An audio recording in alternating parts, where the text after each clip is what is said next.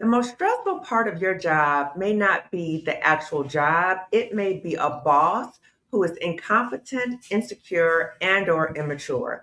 So if you're like, "Oh, I think you talking to me," then you need to watch this conversation because we're going to talk more about bosses who are incompetent, insecure, and immature. If you don't know me already, I'm Dr. Kamani. I'm a licensed clinical psychologist. I've been licensed for over 20 years. I'm also a toxic job survivor, but more importantly, I'm a toxic job liberator for Black women. I'm the co-founder with Marissa Price of the Job Liberation Virtual Summit for Black women. So we are hosting the third annual Job Liberation Virtual Summit for Black women starting May 1st. It will be May 1st to the 3rd, teaching Black women about how to exit plan. So we know that these jobs right now are very unstable. So the importance for us as Black women to have exit plans ready so that when something happens or whenever we want to move, that we have a plan for how we're going to replace our income and how we're going to replace our insurance and our benefits. So information about getting on the waiting list for that is going across the screen, and it will also be in the description section of this video. So today we have a very special treat that I have my very dear friend here today, Colette Elizabeth. So if you watch me on YouTube, you know you have heard me talk about Colette Elizabeth. I always say, my dear friend, and you have heard me this quote from my dear friend Colette Elizabeth when she talks about bosses who are insecure, immature, and incompetent. So you have heard this before, but today we're going to take a deeper dive into what we mean about these qualities of a so-called boss. So I also want to say that Colette and I called each other the Harriets. Yes. And also Marissa Price is a part of that as well. So we call ourselves the Harriets because we help liberate Black women from oppressive environments. So we are the Harriets. So this Tuesday, we're actually going to be all three of us together, the Harriets, on Harriet Tubman Day. So hopefully you can tune in this Tuesday at 8 p.m. Eastern, 7 p.m. Central, and 5 p.m. Pacific time. So my dear friend Colette Elizabeth, can you please introduce yourself? Hi, as my dear friend, my little sister, I'm the oldest. Sister Harriet said, my name is Colette Elizabeth, and I am a content creator here on YouTube. I talk a lot about rebuilding your confidence, resilience after leaving a toxic job. I love collaborating with my little sister Harriet, Dr. Kamani. We're always talking about something, and we always end up somehow with similar ideas. So I know, right?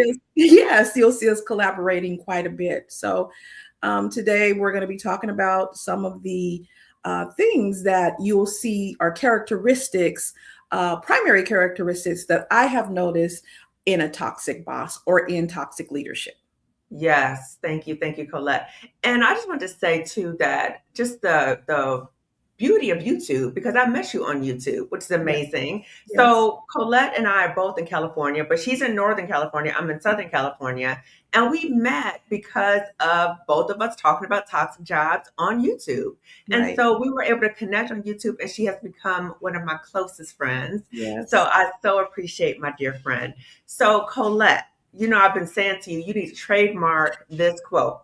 A boss who is insecure, incompetent, immature, you need to watch out for them. I was like, girl, that is just mic It's true. drop. How did you come up with that quote? So can you share with us what are the signs or the characteristics that Black women need to be aware of or mindful of in relation to those qualities that we talked about?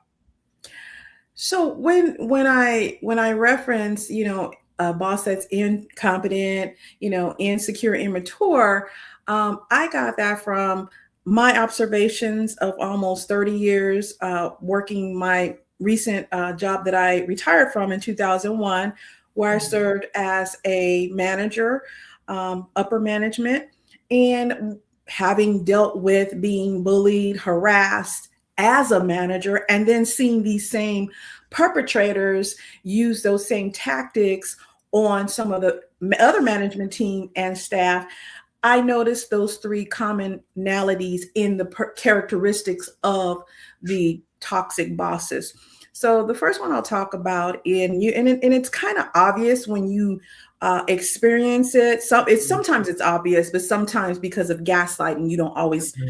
recognize it right away. So let's talk about Mhm. incompetence, for example. Mhm. Um, Mhm. Many times, well, most of the time, as Black women, when we go into these workspaces, we are triple qualified for those positions that we end up getting. Okay. And that's just a fact.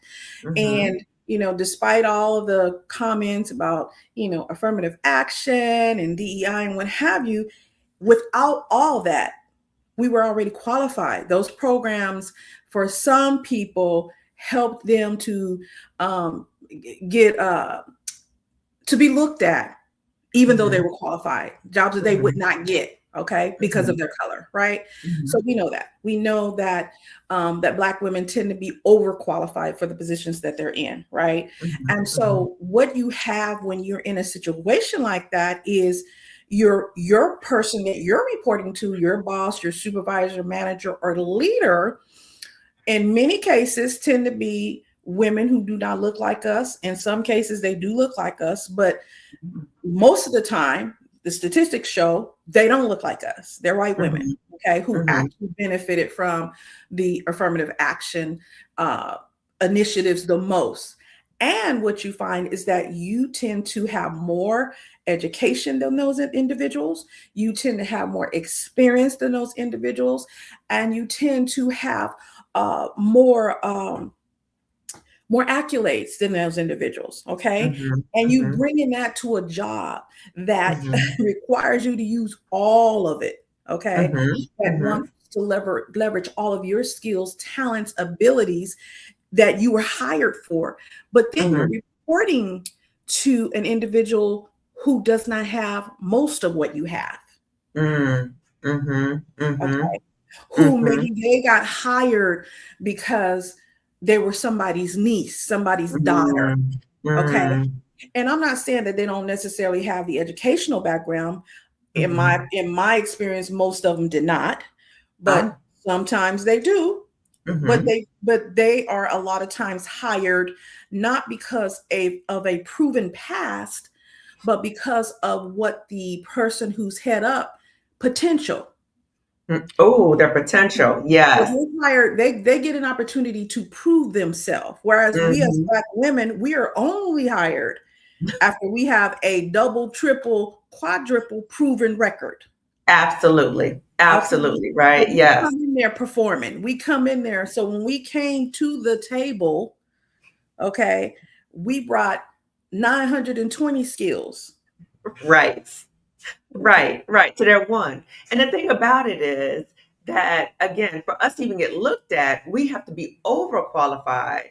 So they want us because we're overqualified. So they know we're going to do the work. Yet when we come into the environment, then their own insecurities about, wait a minute, this person has more experience, they're doing a better job. Like all these other things start cropping up. And that's why I have an issue about it. Well, one of the issues I have with imposter syndrome is Yeah. that we've had some lively conversations about Yeah. that. Uh-huh. One of the issues I have about that is that when I think about so-called insecure bosses, is that it's oftentimes as Black women, we know when we come to the workplace, many times we know about our abilities because we have to portray ourselves as very confident. Like we have to get all the degrees and certifications. Like we have to do those things. So we don't feel like we kind of slid in there and like we know what we're Mhm. working with. The thing is that people are projecting things That's right. onto us. And it's more of the external stuff, it's less of the internal. Right. But because of the external, we might start questioning ourselves, Yes. right? And Right. so I'm just thinking that that might happen more so often when you have these insecure bosses. And so I remember Alicia Renese did some really good videos a while back, and she talked about like who's the real imposter, right? And I Right. did a reaction to that because I was like, that is so true because when you think about an insecure boss, I'm thinking an insecure boss is the real imposter because they're scared that you're going to show them up because you're doing so well. You're going to make them look bad and they're supposed to be supervising you, right? So they got to Right. put you in your place. And it causes them to feel a sense of like their own incompetence. So they feel bad about themselves. So they're even harder on you. Right, right. And so, I was speaking about incompetent bosses, but incompetent bosses and insecure bosses, when the actual behavior comes across, they go together. Because what happens is that person who is, if you're competent and you know your stuff, like we do when we come into the Mhm. place, we Mhm. don't worry about what other people know or think about their Mhm. own skills. Okay. Mhm. We Mhm. don't think about, okay, Sally know how to do, she can type 80 words a minute or what have you, or she can, we don't think like that. What we Right. think is we're looking at, okay, what is the task or the position or the role I have been asked to play on this team or on Mhm. this management group or on whatever in this unit? That's what we look Mhm. at. That's what we look at. And Mhm. so we are always looking to ensure that we are, fulfilling the different tasks, fulfilling the different assignments, and that we're meeting the specific competencies that the job requires. Mhm. Whereas an incompetent person, which goes with insecurity too, in terms of how I refer to it, Mhm. they're looking at you. They're comparing Mhm. themselves to you. We're comparing Good ourselves point. to ourselves.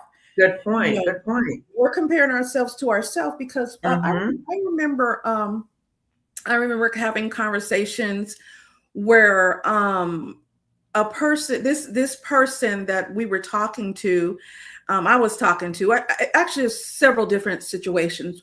Mhm. One, this person was like, well, we do this and we have that and we should. And I said, I have a master's degree. This girl graduated from high school and she putting us in a we, and we were looking at promotional opportunities together. Okay. Mm. And so Mhm. she was putting the we about the qualifications, Hmm. trying to justify how she qualified for positions where it listed, we want this, we want that, we want this. Now, when you apply for different jobs, they do those alternatives for them because a lot of Mhm. times they don't meet the qualifications, whereas Right. we meet it to a T and exceed it. So me and this person were talking, and she didn't meet any of the qualifications. It was, I'm going to make up the stuff. It was like, 4 years of management experience, in this area, in that area, having been, project management experience, agile method, using agile methodology. That is a project management term. Mhm. And I'm just making this up. And Mhm. so we're looking at it together, and she was thinking of ways to qualify because She didn't she meet the didn't. criteria. I Mhm. did. Mhm. So I had to Mhm. correct her and say, I don't need that pronoun we, because me, Colette Elizabeth, I meet the criteria. In fact, I Right. exceed the criteria. So I don't Hmm. need any alternatives. I don't need to show, you know, um, 4 years of experience for each 1 year degree. I don't need to do that. Mhm. Right. Mhm. So, and, Mhm. and, and not trying to be arrogant, but just keeping it 100% real, because what you'll Yeah. find is that what I have found Mhm. is that it doesn't matter how many degrees you have, Mhm. it doesn't matter how much experience you have. My experience has been that when you are working, or when I've worked with, Laura, she always felt she was equal to me. Ah. Okay. Mhm. She always felt that my experience, even if I had 10 years of management experience and she has two, because of Mm. that complexion, Mm. okay, she's equal to me. Right. So even though it wasn't spoken, there was an understanding or presumption that, oh, we're on the same level. And you're That like, we're on the same no, we're not level. on the same level. Right. And I, I'm not the most humble person all the time. I had to say, we're not even in the same room. We just are not. We just are not. Now I can help you get to where I am, and Right. so the incompetent part comes in where these individuals will, um, like, a project could be assigned, right? An assignment. I'll give you a real life example, and Mhm. let me know if you want to jump in there. But I'll give you a real life example. Mhm. Right before I retired from a Mhm. state agency, Mm-hmm. The state had decided to open a new call center. Mm-hmm. Okay. So I had come back to my office that I was working in. I had been away for about almost 4 years. I had two Mm-hmm. 2-year assignments, Mm-hmm. and those assignments were given to me because I was being harassed, and they didn't want to deal with the harassment. So they put me on some high profile assignments working in our central office, okay, Mm-hmm. and working on big, huge assignments. Mm-hmm. So when I came back to my office, I had to, of course, report to one of these folks, an Mm-hmm. incompetent person, and I'll give you an example. So they tell me, okay, we're starting a new call center, and we're Mm-hmm. going to want you to manage that call center. Mm-hmm. Mm-hmm. Now, the reason they wanted me to manage the call center was because then I wouldn't report to this same person. Okay, once the call center came up, I think Mm-hmm. they were afraid they were going to get sued. Okay, Mm-hmm. and they were. Mm-hmm. So what happened was I reported in our office in Sacramento. I reported to a person who was over way up, like way up in the Mm-hmm. agency, and Mm-hmm. he had already told me about the call center. So I already knew that I probably was going to be running it. Mm-hmm. But this person who I reported back to didn't tell me this yet. She still continued to harass me and withhold information from me. Now we're Mm-hmm. opening a new call center. Mm-hmm. So Mm-hmm. in all the all staff meetings, that includes the management and staff, she would talk about this call center. In the Mm-hmm. background, I am coordinating the project. Mm-hmm. That Mm-hmm. means I'm getting everything up. Opening a call center is not, oh, you open an office. No, you got infrastructure, you got IT you're dealing with, you got all kind of stuff. Mm-hmm. So she tells the staff, well, we've never done this before. So there will be a mistake. She's talking for all of the management team, Mm-hmm. knowing that I'm going to be managing this. And Mm-hmm. then somebody said, well, we heard Colette is going to manage the call center or something Mm-hmm. like that.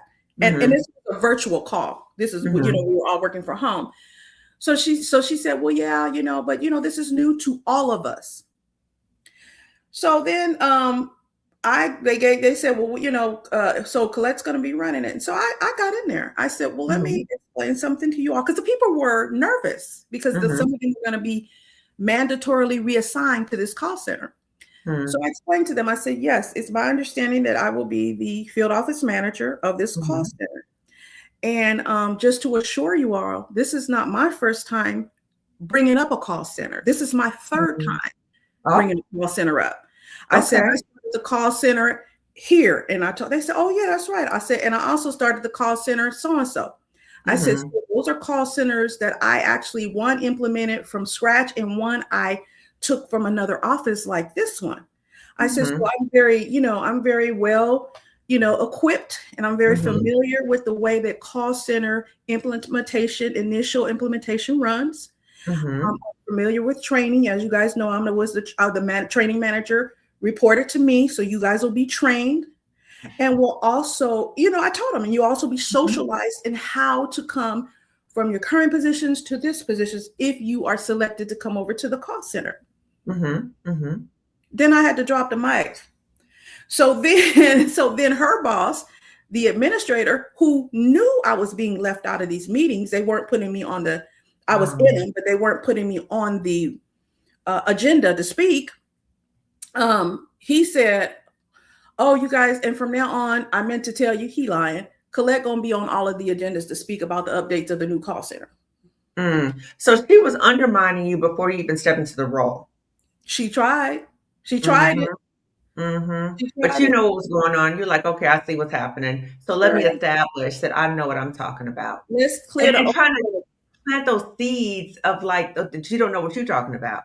That Right. you don't have experience. They gonna give this. Colette gonna run it, but No, it's all new to us. So right. that's what I mean by correcting the record. You can't speak Mm. for me that it's not new for us. It's new for you, because I didn't want to go there, because the truth of the matter is I've been in management 10 years longer than you. I've been Uh-huh. working for this department 20 years longer than you. You know, Uh-huh. it's So just, what do you think is behind this sense that equating a sense of credentials or experience, even though they don't equate? What do you think that's about? Why do you think they do that? Insecurity, jealousy. I gotta be better. I gotta put the black girl in her place. Mm-hmm. It's the same old thing. This is no different than Mm-hmm. when we talk about. I'll switch to beauty for a minute. You remember back in we talk about how in Louisiana they made black women wear the wraps over their head Mm-hmm. because why? They were Mm-hmm. jealous of our hair, Mm-hmm. right? Mm-hmm. Mm-hmm. Jealous of our skills, Mm-hmm. Mm-hmm. jealous of, and the thing about it is so sad because if you are my boss and you feel you see something in me Mm-hmm. that you want, you get all the credit for everything I do. Mm-hmm. You You would don't think need, that way. You would think that way, right? Like, okay, this makes you look better. But right? because they're so insecure, they cannot do that. Like, they cannot grapple with the thought of, okay, it might make me look better, but it'll make her look better too. And they cannot stand that. So they would It's just rather you fail. right. And then they say, oh, see, we told you she was no good, no matter if it will make the organization function better, nothing. And I think that's more of where the immaturity comes in. Mhm, Because mhm, a mature leader, okay, an emotionally immature leader, a mature leader, period, mhm. understands that you are only as good as your team. Your Right. team is not there. And I heard John Maxwell, he actually told me this in person when I had asked him a question for somebody. He said, listen, the biggest thing that he sees with leaders is they don't understand that your team is not there to compete with you. Your team is there to Mhm, complete you. mm, Okay. And so mhm, if you are so, an immature person doesn't mhm, understand that if you have the most valuable player on your team is winning. mhm. You may not be the most valuable player, but if you got the person on your team, you're winning. Right, You're winning. right, right, And right, it's right. less pressure on you. So one of the things, and I'll say this about myself, one of the things I was known for. Mhm, People say, Colette, how you go on vacation and not worry about your managers that report to you running your office? I said, because mhm, I have trained them, I have mhm, coached them, I have mentored them, and mhm, I get it. I have people in the positions where their gifts or their talent, mhm, they're in the appropriate position. And when they mhm. make a mistake, you know, they have room to grow. Yeah, yeah. Right? And you were able to recognize, like, who does best Right in what away. thing. And so you guys are working together for the good of That's the right. organization as That's opposed right. to like an immature, insecure boss who Right. feels the need to compete all the times with the team, Yeah. which makes no sense. I'm like, don't you have other work to do? Right. Why are you Right. trying to compete with your team? Right. And what they don't get, like even when they think, a lot of them think, oh, she want my job. You know how many managers that reported to me that came to me and said, I want your job? Most of them. And I said, Hmm. okay, come on, let me show you how you're gonna start, and so I would build that into their leadership development plan, or I have them build it into their leadership development plan. Because what I've always explained to people who have reported to me, my job is to prepare for my exit. That's it. Mm, mm, Because mm, as the mm, administrative leader of the area that I was over, the offices, I had different offices. My job is to make sure that that office can run with or without me. And if that office cannot run without me, I'm the problem. mm. I am the problem, Absolutely. right? You're fostering dependency That's right. and that the organization or the team is going to fail without you always being present. That's right. That's right. So I had managers that I didn't really like as a person that reported to me that told me I want your job. They got it. I trained Mhm. them. I coached them. That was a part of my job. 'Cause it wasn't about personnel. It wasn't personal. It's not personal. My job is Mm, to, at that time, my job was to hire, train, mentor, and coach managers. And I have to, they have to know what I know. mhm, mhm, They have to know it. And then they have to, I have to be open because I don't know everything. mhm, They are, they can see blind spots that I don't see. And I have to be mm, open and willing to learn from them. So I like to create what's called learning working places. Everybody's learning, and that's what I liked, and the way you do that is you can't punish people for making mistakes. Now, people Mhm. continuing to do stuff. I've had to write people up. I've had to terminate Mhm. people, right? I'm Mhm. not going to keep telling you 900 times, right? Mhm. But people have to be able to have room and freedom to make mistakes. And then as a leader, you have to take the hit for that. I had situations where my managers did make mistakes. They did not do what I instructed them to do. And then somebody came down from up, header up, and said, "This Mhm. is what's happening." I didn't say I told them to do that. I said, Mhm. okay. And I took the hit for that, right? Mm. That's because Yeah. that's where maturity happens, Yeah. Yeah. right? And I think you reminded me of something I read years ago about distinguishing a leader from a boss. Right. Right? So There's a difference. you're sounding like you're talking about a leader, like someone who's secure in themselves, they know their identity. And I'm wondering the person who does not prepare for their exit, the person who's competing with the team, the person who withholds information, the person who for their team will throw people on their team under the bus. Like those kind of people, can we talk a little bit about their identity in the sense of like because I'm sensing that the job title gives him such power. Yeah, yeah. Yeah. So you have people who are what's called there's different types of leaders. There are Mhm. positional leaders and then there are influential leaders. Mm. Positional leaders, they sort of boss people around and expect them to comply based Mm. on the fact that I am the boss, I am the leader. Then you have influential leaders. Influential leaders are people who are leaders and they may not necessarily have the title. Okay. Influential leaders, they're more into garnering commitment. So I would prefer somebody to be committed to the vision that I am putting out there than somebody just doing it because they're scared because I'm the boss and I might do something.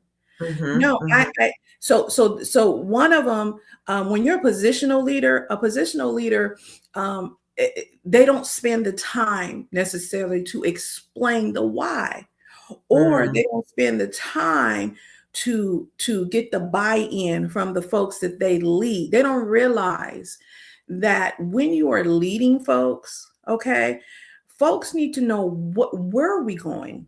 Why are Mhm. we going Mhm. there? Keep in mind, Mhm. there's sometimes you're not always able to share the why when it's an emergency and you have to pivot quickly, right? Mhm. Mhm. But you have to communicate things in such a way that people say, "Oh, you know what?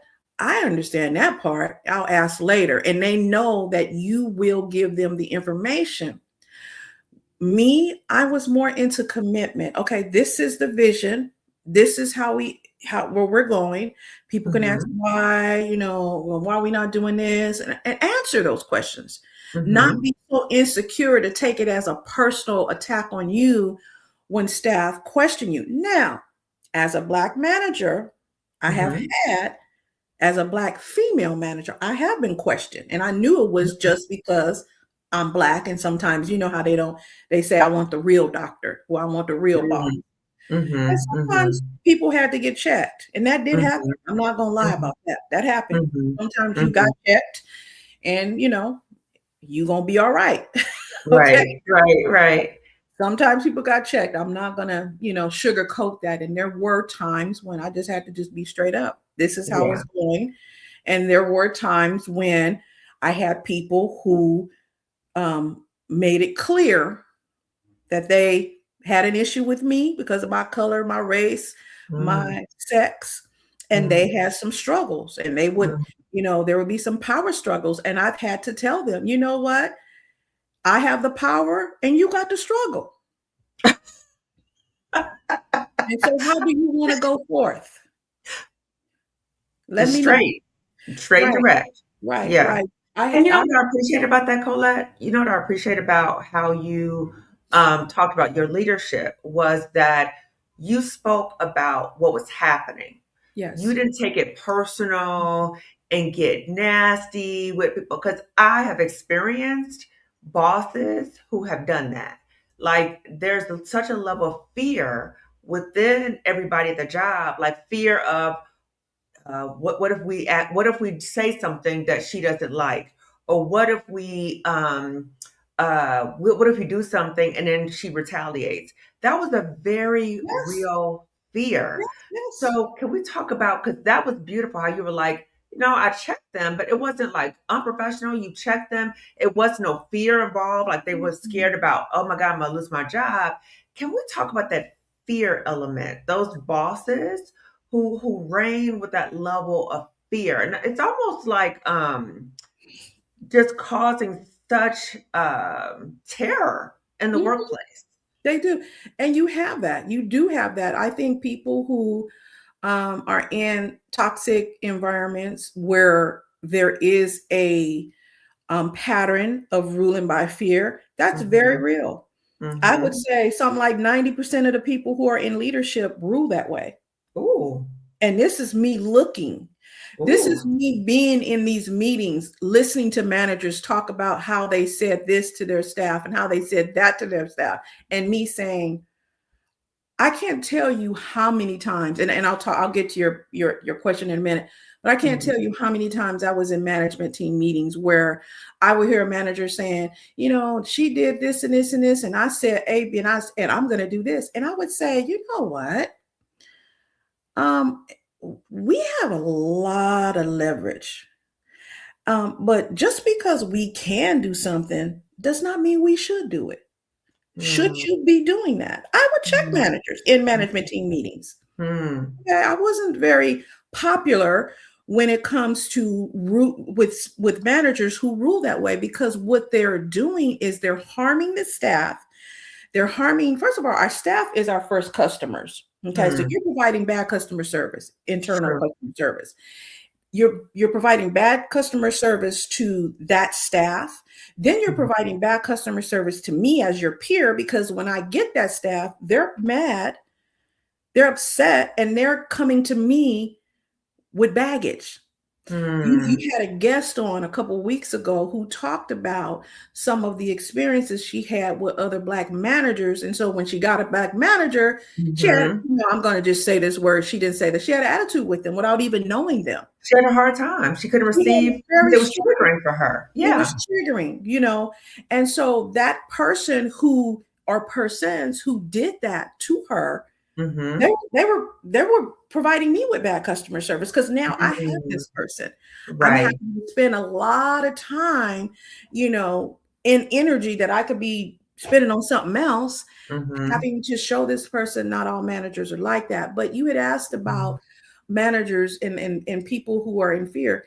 A lot of times those people, they're fearful. They know, many of them, that they have positions that they did not earn, that they're not Mm. equipped for. Those are Mhm. the ones who are that imposter syndrome. They Ah. don't want people pulling the cover and seeing behind the veil that they not the Wizard of Oz. Okay. Okay. Okay. That they the little man, remember the movie The Wizard of Oz? They had little, and they're like, Right. yeah, you know, Right. they they don't want people to see that, but what they don't realize is we already see it.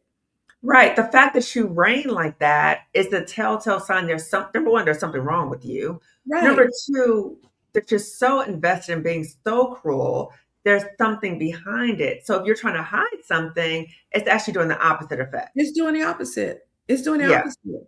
It's doing Yeah. the opposite. And I remember one of the main ones. She was awful. She actually, anyway, that's a whole nother video. We'll talk about it at another time. But I remember somebody saying, or her saying, somebody saying, well, if A, B, C, and D, you wouldn't have a job. And I said, I will always have a job. I might not have this job. Okay. I might not have this job, but I Mm-hmm. will always have a job as long as I want to work. Right. Right. Right. So putting out those flags that I have this control over you, and they do have some control, right? True. True. But you have control too. Mm. And sometimes, you know, we have to make a decision about how much of the BS we gonna take. How True. much of it? Because at the time I was dealing, I've talked about being in a toxic job. One time Mm-hmm. I had two daughters. I was Mm-hmm. rearing two daughters by myself. I had been Mm-hmm. divorced, and Mm-hmm. what was I gonna do? you know. And I was in such a situation to where if I went somewhere, this person was going to give me a bad reference, You right? felt stuck. So I was stuck until I went to the legislators of our state, okay, which Mm, I did, okay, and they said, okay, we better do something about this, okay. mhm, But mhm. getting back to the fear part, people who reign in fear, they like to do the divisive type tactics. So they'll have an in group and an out group. And Clicks. so They will that have there clicks. you go. And so that in group, okay, is the group that tries to get next to the so-called boss. And you're wondering, well, how does she know this? And how does she know that? This person is telling them this. Your Mhm, friend, your work friend, okay, mhm, who's always up in her face, always in his mhm, face, always going to coffee with the boss. And mhm. so um when they reign with fear, they rely on the insider. So that's an actual term, a leadership term in our group. Um, and when they do this, they make sure that the out group, okay, the out group knows that they're in the out group. They Ooh. don't get the same, they don't know about the highly visible, possibly promotable projects. They find out about them last. They're the Mm, ones who, when those projects come up, all of a sudden we got to have procedures on selecting folks, and we got to follow the procedures. We got to interview, we got to test. But those in mhm, the in group, oh, it was a quick decision, so we selected this person, and that person is always selected. Some mm, people call it the pet, the teacher's pet, right? mhm, And that mhm. exists on the job. Oh my gosh, you made me Yeah, think about something. Let me just share some really quick, yeah, Colette. So, I was just thinking about my previous toxic job and how the workplace bully had her friend, right? And she would always find a position for her friend. She had cliques and she was very messy in terms of like gossip, okay? So, this person went away, ended up coming back to the district, and she magically created a position for him that didn't exist. that's right. Okay. That's right. So all these other times, like, oh, we don't have the money for this, or we don't have the money for this. But she created a That's right. position for him. And she would constantly find positions for him. And she would even say, telltale, she said something like, he has the potential. He has the Yes. potential. But Yes. guess what, Colette? Everybody in that unit knew that he was not competent. You know That's what right. I'm saying? So she was setting him up for failure because everybody in that unit was like, this man is not competent. We know that he got in this position because he's your friend, but guess what? She's not competent too. That's So right. it's kind of like, well, now what benefit do the cliques serve the insecure, immature, incompetent boss? How do cliques serve their benefit? So they serve their benefit because we see it happening now in politics, in certain administration, where they are yes people. Mm, They're not going to tell you something is wrong. A lot of right. times, incompetent people and insecure people, they surround themselves with other incompetent people. They didn't keep all, they didn't keep all the people who know out, Because right? they don't want to be revealed as imposters. Because Because they they get a good salary. They get a good salary, probably knowing that they can't go anywhere else and get this kind of salary They because can't they're go nowhere. incompetent. They're Yeah. incompetent. They're incompetent, and it's funny because even the place where I worked, I still some people contact me still, and they're like, Colette, they had to do 3 people to take over your position, you Mm, know, and so and I said, well, who were they? And they tell me the people. I'm like, them people don't have no experience in that area, none. So mhm, the incompetent person, that in group is like, that's their team, that's their cheerleaders, uh-huh, and they boost them up, right? They tell them, that they can do things that these people can't do. Because a lot mm, of times when they have those yes men, right? It's mhm, people who they see themselves higher than. mm, Well, let me mhm, tell you, I remember one time this manager, who was my manager actually. mhm, So we were in an upper management team meeting. It was because mhm, the upper management team of this one office it included 4 of us. The Mhm. office manager, this is, before, this is in between when I had my own offices. Okay. Mhm. After they had kind of demoted me. So I was reporting to her. So it was her and then three of us who were at the same level. Okay. Mhm. Um, so we were in the meeting and she tells us, well, I when you guys hear people talking, this is the field office manager making, I Mhm. forgot how much money. When Mhm. you guys hear people talking about me on the floor, I would appreciate it. My expectation is what she said is for you to protect me and, What? and take up for me and speak up for me. This is in a management team meeting of the executive, of like Are we in high school? Like, what? Is this high school? What's going on here? the regional executive team. Wow. Wow. So she looks at, and that day, one of the people, the three of us at the level beneath her, one of them, he was gone, Hispanic man. He Mhm. wasn't in the meeting, but it was me and another Caucasian woman, and of course Mhm. my boss was Caucasian. So she looked at the one here. I'll call her Penny. She looked at Penny, and Penny was like, "Yeah, okay." And Penny was, because Penny played defense. Penny was Okay. Penny was like, okay. And then so she looks at me. And I just looked back. And she looked at me. And I just looked back. And she says, well, Colette, can I depend on you? And I said, absolutely not. That is I said, ridiculous. I said, let me explain something to you. And I said, we can go ahead and document it that you asked me to do this, and you can document my response. I Mhm. said, the thing about it is, I am not going to get involved in office drama when with a manager who sits on the floor gossiping with staff, and other Oh, staff are coming to tell me about my boss gossiping with another staff on the floor, and the staff can hear you. I said, that is not something that I'm interested in being involved with. And that mm, is not something that I will be involved with. I good said, boundary. as leaders, one of the things I expect is for Mhm. us to walk the walk. We're Mhm. supposed to demonstrate professionalism. And Mhm. if we're not demonstrating professionalism and we start to suffer the consequences of that unprofessionalism, I think it's Mhm. unfair to ask other people to engage in that. Yeah. It's almost And like a gang. Like, "Oh, yeah, you talking about my girl?" right. Who you talking about? So, what how did she respond when you said that to her? She was stupid. She just said, "Oh," and she did just like this. "Oh," and I said, "So," and then I said to give her an out because we had high cubicles. So we had these high cubicles where you couldn't see who, but you could hear. And Mhm. I said, and I gave her an out. I said, so let me just explain to you.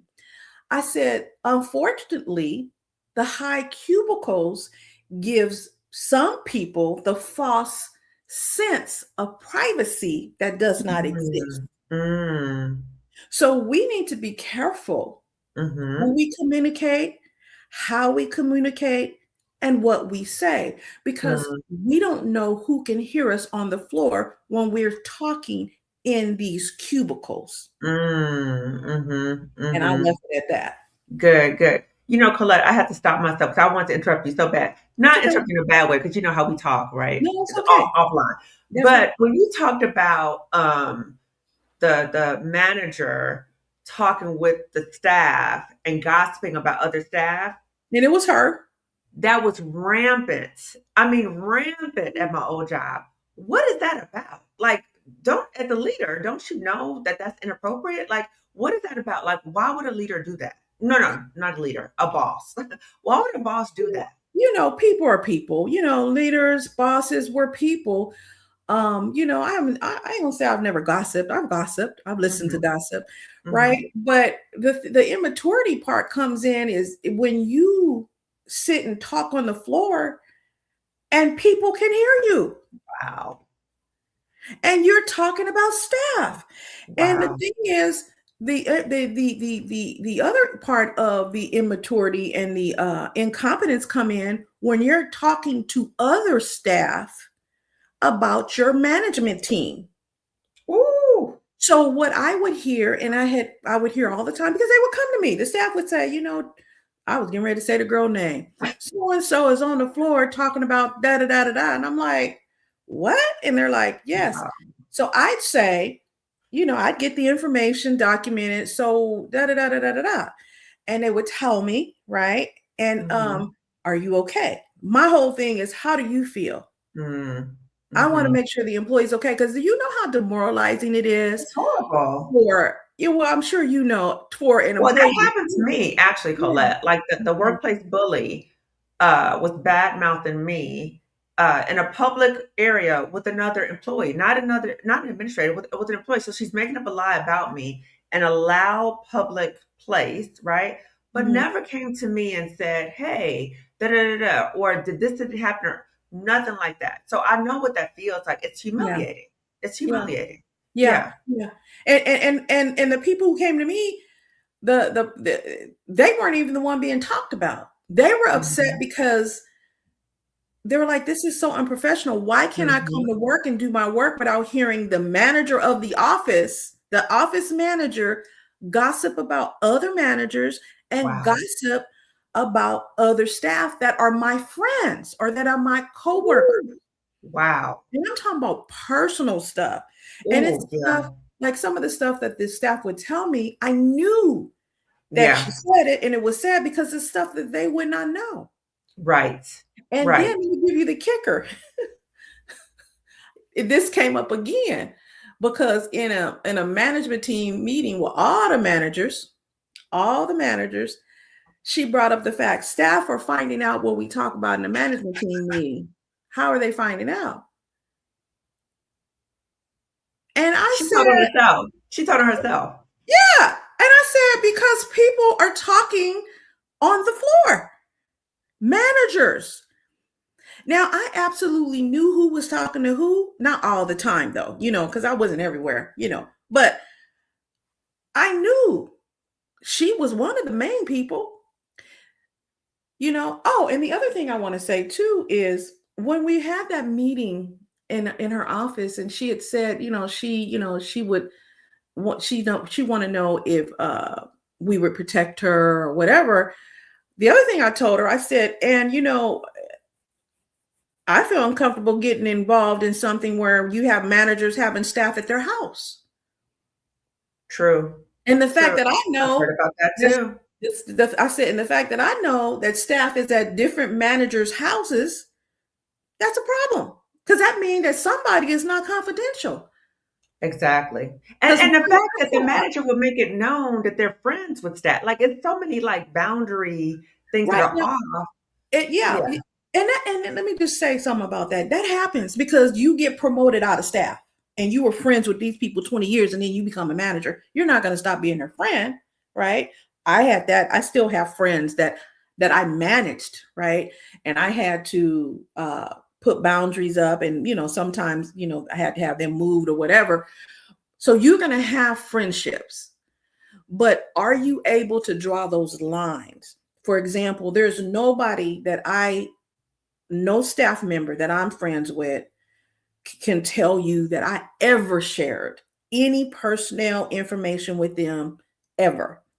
In fact, I never went out when they would go out to dinner, out to drinking happy hour. Nobody saw me. And it wasn't Kamani that I didn't want to go with them. And it wasn't that I didn't like them. First of all, I was busy because I was a single mom of two babies, right? But this other thing is, I feel like when you have people going out, staff together, happy hour, I want them to be able to enjoy themselves, okay, without being worried about A, B, C, and D. The other thing is it's protection for me because if I'm out as a manager with staff and they, for example, start talking about how Steven was sexually harassing Kelly, I am mandated to act upon that because when you are a agent of the state, which I was as a manager, you can be personally held liable for not acting upon a sexual harassment allegation when you know about it. Right. Okay. Right. So Right. it was protection for me and them, Right. because once I Right. know it, I can't unknow it. And Right. people need to be able to be free. Now, I did attend some offsite things, right? Hmm. But they can't ever say, "Oh, Colette was at the happy hour." No, Colette wasn't there. You Right. know, Right. yeah. Right. And I wanted to circle back a little bit. So when I talked about friendships, Uh-huh. I was referring more so to the friendships where I'm speaking from, again, my own toxic work experience, where the workplace bully would have friends who were not administrators, and they would make it known that they were in the in group, Uh-huh. right? And People so they like, would say, "Oh, well, I'll just call the mm-hmm, workplace bully," right? mm-hmm. So it was like a boundary issue where That's it right. wasn't like, so that person had preferential treatment or things like that. Now, there's something else that I've experienced, Colette, and if you can elaborate on this too. I've also experienced situations where administrators, managers are like, like have meetings and they are actually talking in a very negative way about employees. I mean, Yes. I'm not even talking about their work performance. I'm talking about their personal business. I'm talking about, I mean, just very derogatory Yes. things, Yes. right? Yes. What is that about? I'm telling you, it happens. First of all, I need to let you know, you're not making that up. That Oh, I happens. know. Yeah. Right? And I want the people who listening, that happens because Hmm. you I've have heard it. people who are just, you have a person who was in high school, maybe they were not in the in group, now they the boss. Okay. And so they know everybody business. We would have management team meetings when I would know, for example, this person is getting divorced and marrying their husband's best friend. Why do I know this? How does that help me in the office? I don't want to know this. I don't care about it. Okay. And so that's where you have that level of incompetence, not understanding this is not a part of the job. And why do you know this? And not only that, you know, now let's say you know this information. What did you offer the person because they're going through divorce? Divorce is traumatic. I don't care who the person married or sleeping with. Did you offer them EAP? Did you you know what I'm saying? Why are you sharing this with 15 other managers that do not manage this person in a management team meeting? I used to have that happen, you know, or a person. I remember an administrator saying one time, yeah, you know, his mom is sick again, and I'm gonna make sure his claim is processed slow. I heard an administrator say that. Wow. Okay, so it's all of the things. Yeah. All Yeah. of the Because things. I've definitely had situations where, because the environment was so toxic, again, we're talking about toxic system. Okay. Yes, it's a The system. system was so toxic. I knew personal information about people that I don't ever wish I knew about. That's right. Like personal stuff about their families, themselves, their mental health issues, just very, very personal information. And I just felt like that was just so a betrayal. When people Yeah. open up to you, or I didn't, not to me, but they open up to these people, and these people are just spreading their information all around, Yeah. right? And then I just think to Colette, like when I see stuff like that, I just hope that Black women, as you're hearing this conversation, that you're thinking about and listen to what we're saying, and you're like, "Ooh, I have seen that. I've observed that. I have to be mindful of my own boundaries." Like when I've seen people in the workplace gossip with other people, or I've seen the boss like ask about my personal business. Be very mindful of what information you share, because you don't know what they're going to do with that information and how it might be spun around, and you just don't know. You just If don't know. you do not want that information on the front of a newspaper, I know they don't do newspapers anymore, but if you don't want it on the front of the newspaper, do not share it. Yes. If you are in a situation where you hear people gossiping about folks, Mm-hmm. I encourage folks to do the little deacon hand of the church and excuse yourself. Not the deacon hand. The deacon hand, the deacon hand. And I'm gonna say this: the reason why I said Kumani is because when the stuff hits the fan, okay, and it will hit the fan, Mhm. they'll say, and Kamani knew, Right. you know, Right. and Kamani was there, Yeah. and then you are dragged into something that you didn't even have nothing to do with. You didn't even want to know. You didn't want to know. And Yeah. even if you say, mm-hmm, just listening, they say, and Mm-hmm. Kamani agreed with me. Right. Oh, You see, so yeah. I always encourage folks, one, that gossiping, keep your gossiping off the job with your off the Mm-hmm. job friends. That's Mm. number one. If you gossip, okay, Mm-hmm. that's number one. Mm-hmm. Number Mm-hmm. two, understand um, that if somebody is talking to you about somebody else's business, they're taking your business somewhere else. I remember my mom Absolutely. told me a dog that'll bring a bone is going to take a bone. Absolutely. Okay. So, Absolutely. so those bone carriers are serious about their job. They serious, girl. Yes, they are. You got to understand and recognize who the and the bone keeper a lot of times could be the boss. Absolutely. The boss was a bone keeper, a bone carrier before he or she got promoted. Do you think they stopped Mm-hmm. doing that? No, they don't. Mm-hmm. They don't. They keep Mm-hmm. doing it. I can't Mm-hmm. tell you how many people, um, you know, and I was in management, so some stuff I needed to know. But for Mm-hmm. example, some stuff that I did need to know and needed to Mm-hmm. be aware of, I didn't know, and I should have, Mm-hmm. right? Mm-hmm. Um, I remember, well, I won't bring this up on this show, but anyway, there's time. So you said, why do they do that? Insecure, like to keep the divisiveness. A lot of them also like to keep things on people. You remember, I won't tell nobody. Okay. Insurance. It's Well, like you do insurance. It's almost like this. blackmail. It is blackmail. That's what it Yeah. is. It is Yeah. like blackmail because we would sometimes say, what she got on him? Mm. Because you would see it. Mm. It would just be blatant. Mhm. And Mhm. you're like, one of three things is going on. They kicking it. He knew her, or she knew him in the biblical sense. Right. She's somebody's cousin, or they got something on them. And Mm. that's just what it is. Right. Right. You know, Right. and it happens at every level. We see it now at the Mhm. highest levels, right? True. We True. see it now.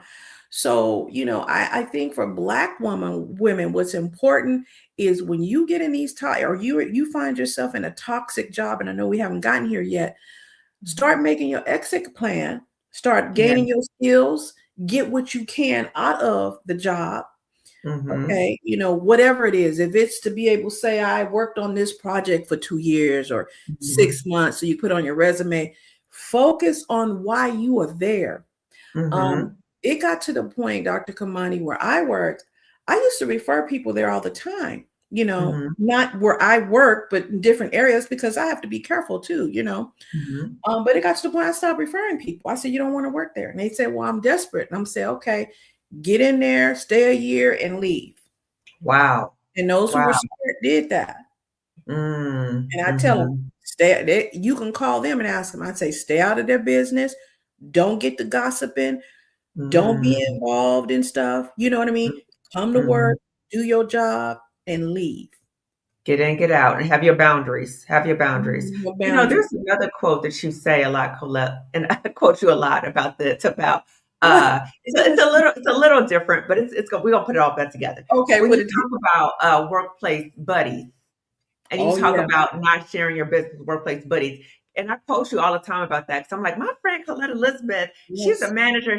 Can you share with the people who are watching about the dangers of sharing your business with your workplace bestie? Well, I don't want to say that you don't have friends in Mhm. the workplace, because one of my best friends over what 30 years, we worked together. Mhm. Okay. And we've been friends actually over 30 years. How old is my daughter? 28. So yeah, 30 years. Mhm. So it can happen, right? Discretion, discretion. Discretion, but you got to be mindful Mhm. about Mhm. who you are calling your friend. True. Is that person considering you their friend? And are they taking bones back and They're not forth? taking Right. bones, because a lot of Uh-huh. the right, a lot of the information I would find out, not that I even wanted it, because I was known as one of the people who they say Colette, they say Miss she ain't thinking about this stuff. Just do your work, come in on time. She don't even know, the gossip stuff, and I didn't Mhm. have the time. Mhm. Mhm. But be careful what you tell them, because a lot of the information I got personal as a manager was from people who they thought was their friends. Mm. When you Mm. called in sick, but then your Facebook post got all that you was at Disneyland, I wouldn't know that your friend told me. I Wow. don't even know how to use Facebook like that. They telling. And why would they do that, Colette? You have to ask them. You have to ask Wow. them. I would not That's know, trifling.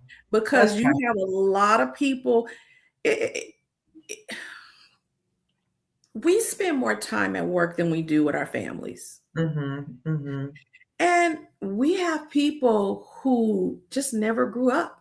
Mhm. They still And in you high might have school, people in the workplace who are threatened by you, and they right? act like they're your friend, or they might be friendly towards you, but they're still threatened by you. Right. So a lot of them you'll hear biggest thing that she got a new car. Did she get a raise? Mm. Y'all work for the state. Y'all make the same money. Everybody make the same money here.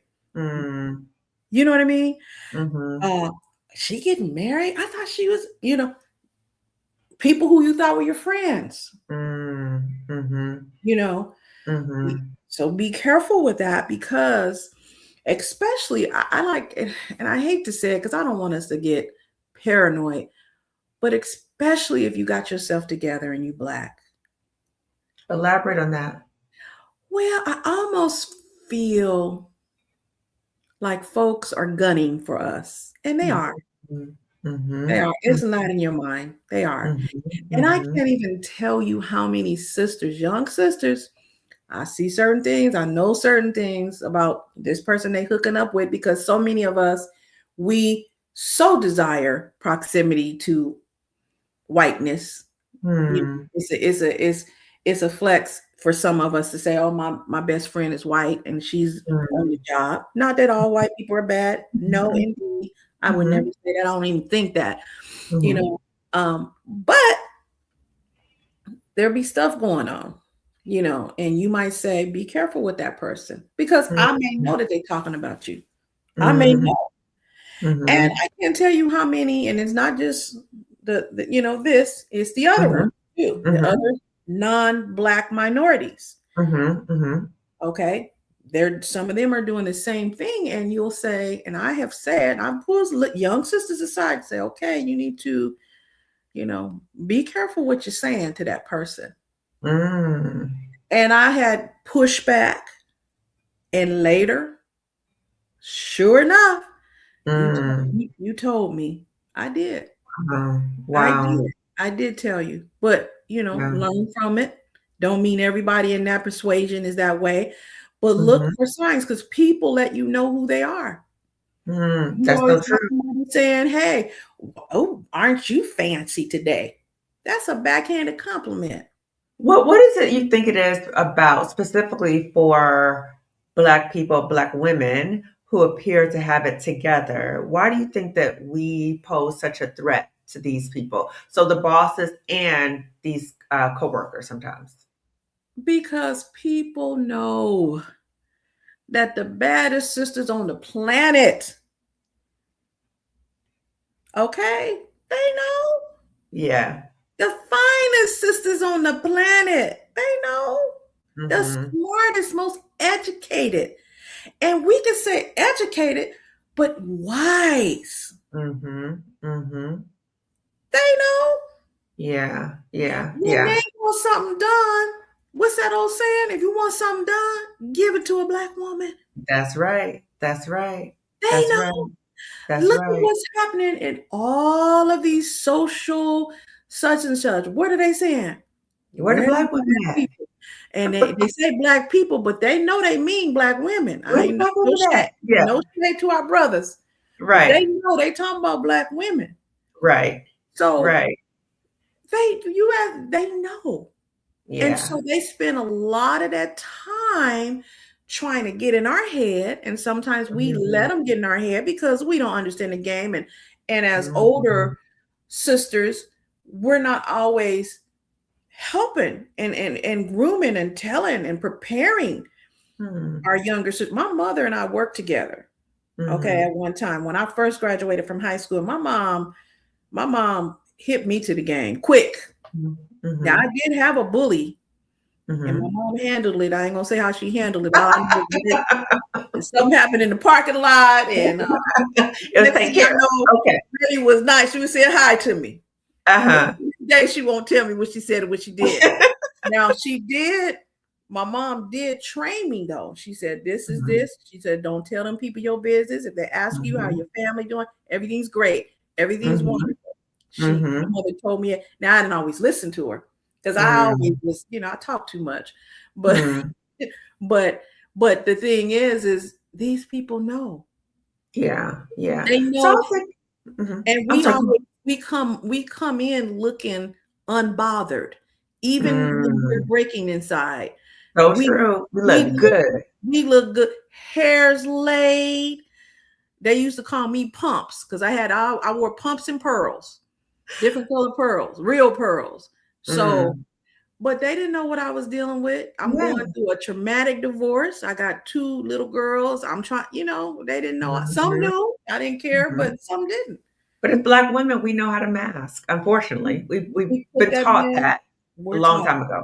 We know how to Right. mask. So, I was just thinking about just for us Black women that um, you mentioned something that I thought was really telling. You said that it seems like the older Black women maybe haven't schooled the younger Black women about what they may encounter in the workplace, and that's sad. That's sad. Why do you think that is? Why do you think that is? I think a lot of times they're just busy. Some of Hmm. them are tired. Some of Mhm. them don't. Some of them see the younger ones as competition. Ooh. Okay. Ooh. Some of them don't think it's their responsibility. Mm. Okay. Some of them have, they're putting out fires everywhere Mm. and they're exhausted. Mhm. Some of Mhm.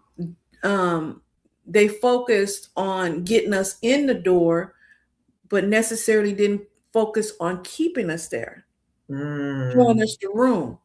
Mm. You know what I mean?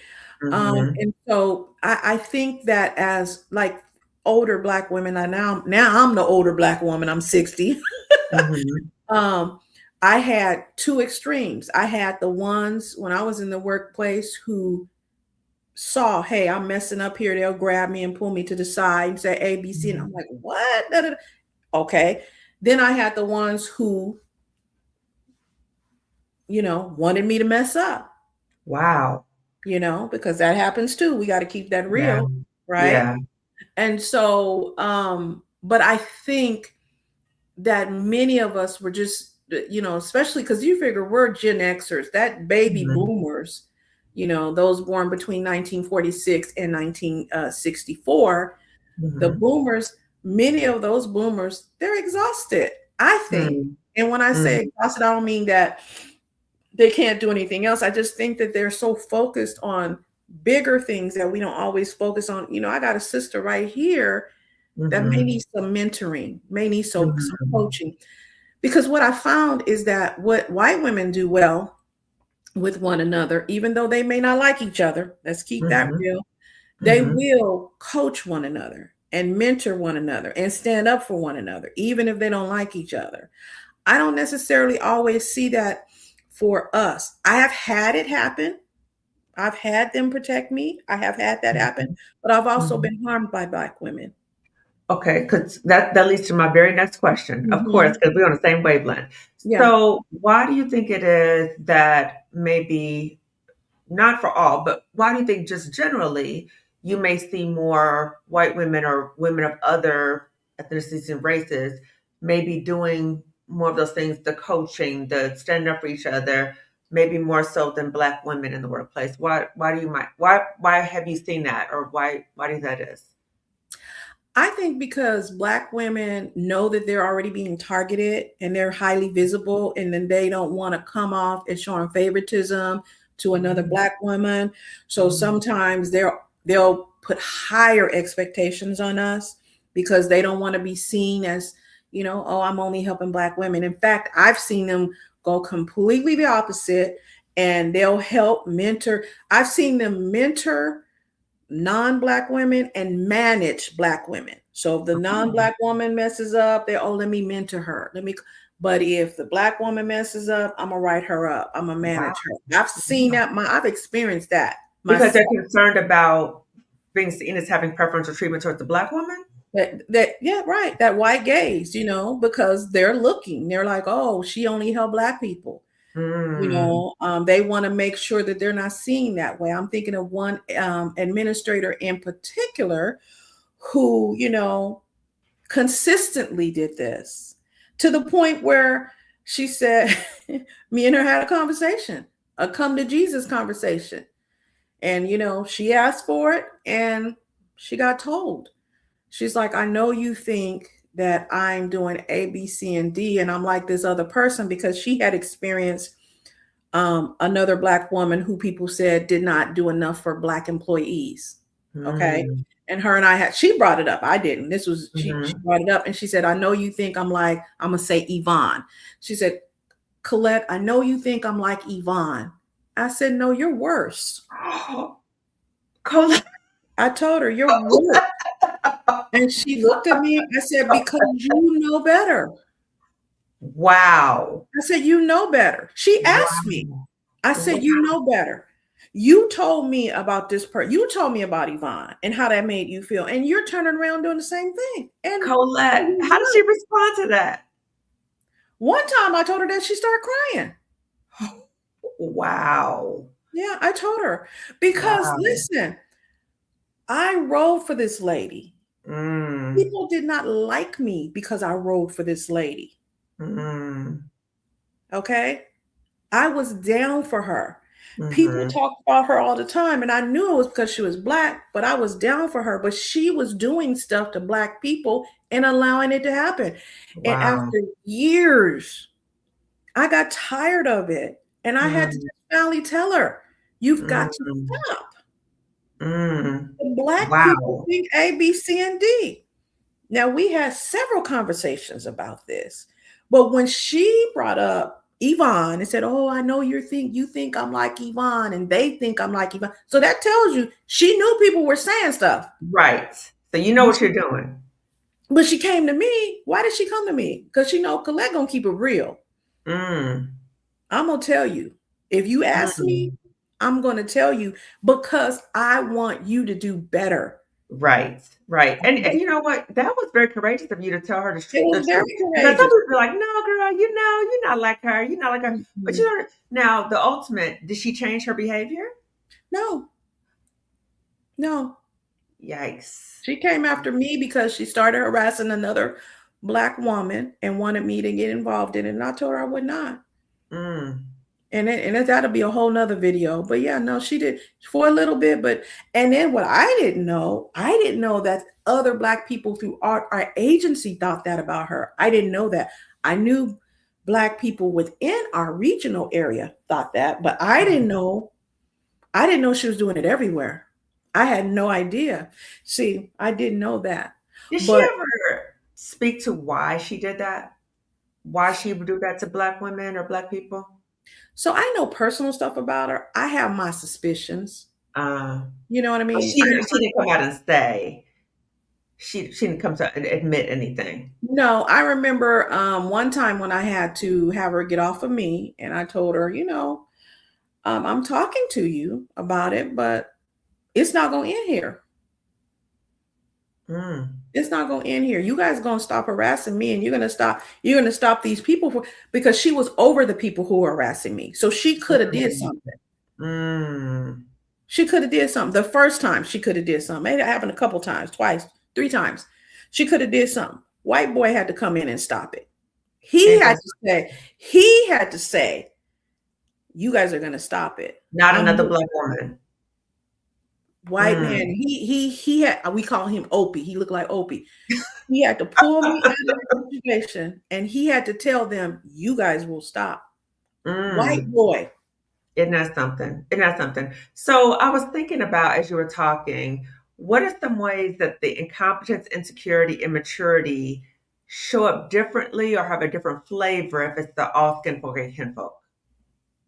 How does that It's make it look different. different It's anyway? it's different with them because again, all skin folk and kinfolk, especially if it's another black woman that's harassing Mhm. you, Mhm. she is competent usually. She's Mm. educated. She got Mm. all the stuff going on, Mhm. right? Mhm. She's Mhm. educated, she's competent, but seeking that proximity to whiteness, Mm. thinking that's the only way up, that's the only way, Mm. I can be that differing, the othering. So with other with the all skin folk and kin folk, you Mhm. have the incompetence is not an issue because they're usually very competent, right? Because Mhm. I don't Mhm. care, we be having it going on. Okay. Right. They're not gonna hire us mediocre at best, not like Right. fake people. We Yeah. know, like my I had the one black bully boss. She knew her stuff. Mhm. Okay. Um, they have the education. Okay. But a lot of them are insecure in terms Mhm. of they want to be the only one because Um, usually they feel like there only could be one, right? okay. And then they like, okay, she not gonna take my place and be the one. I'm the one. Uh, So there's an insecurity, I think, factor there in terms of seeing the other. You seen that show called The Other Sister? no, I read the book though. Similar, The other black girl. the other black girl. Excuse me, I'm sorry. Mhm. Yeah, the other Mhm. black girl.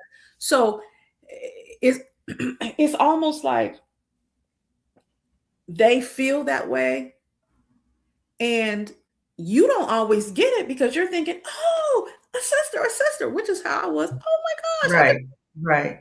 and they don't see it that way. And Right.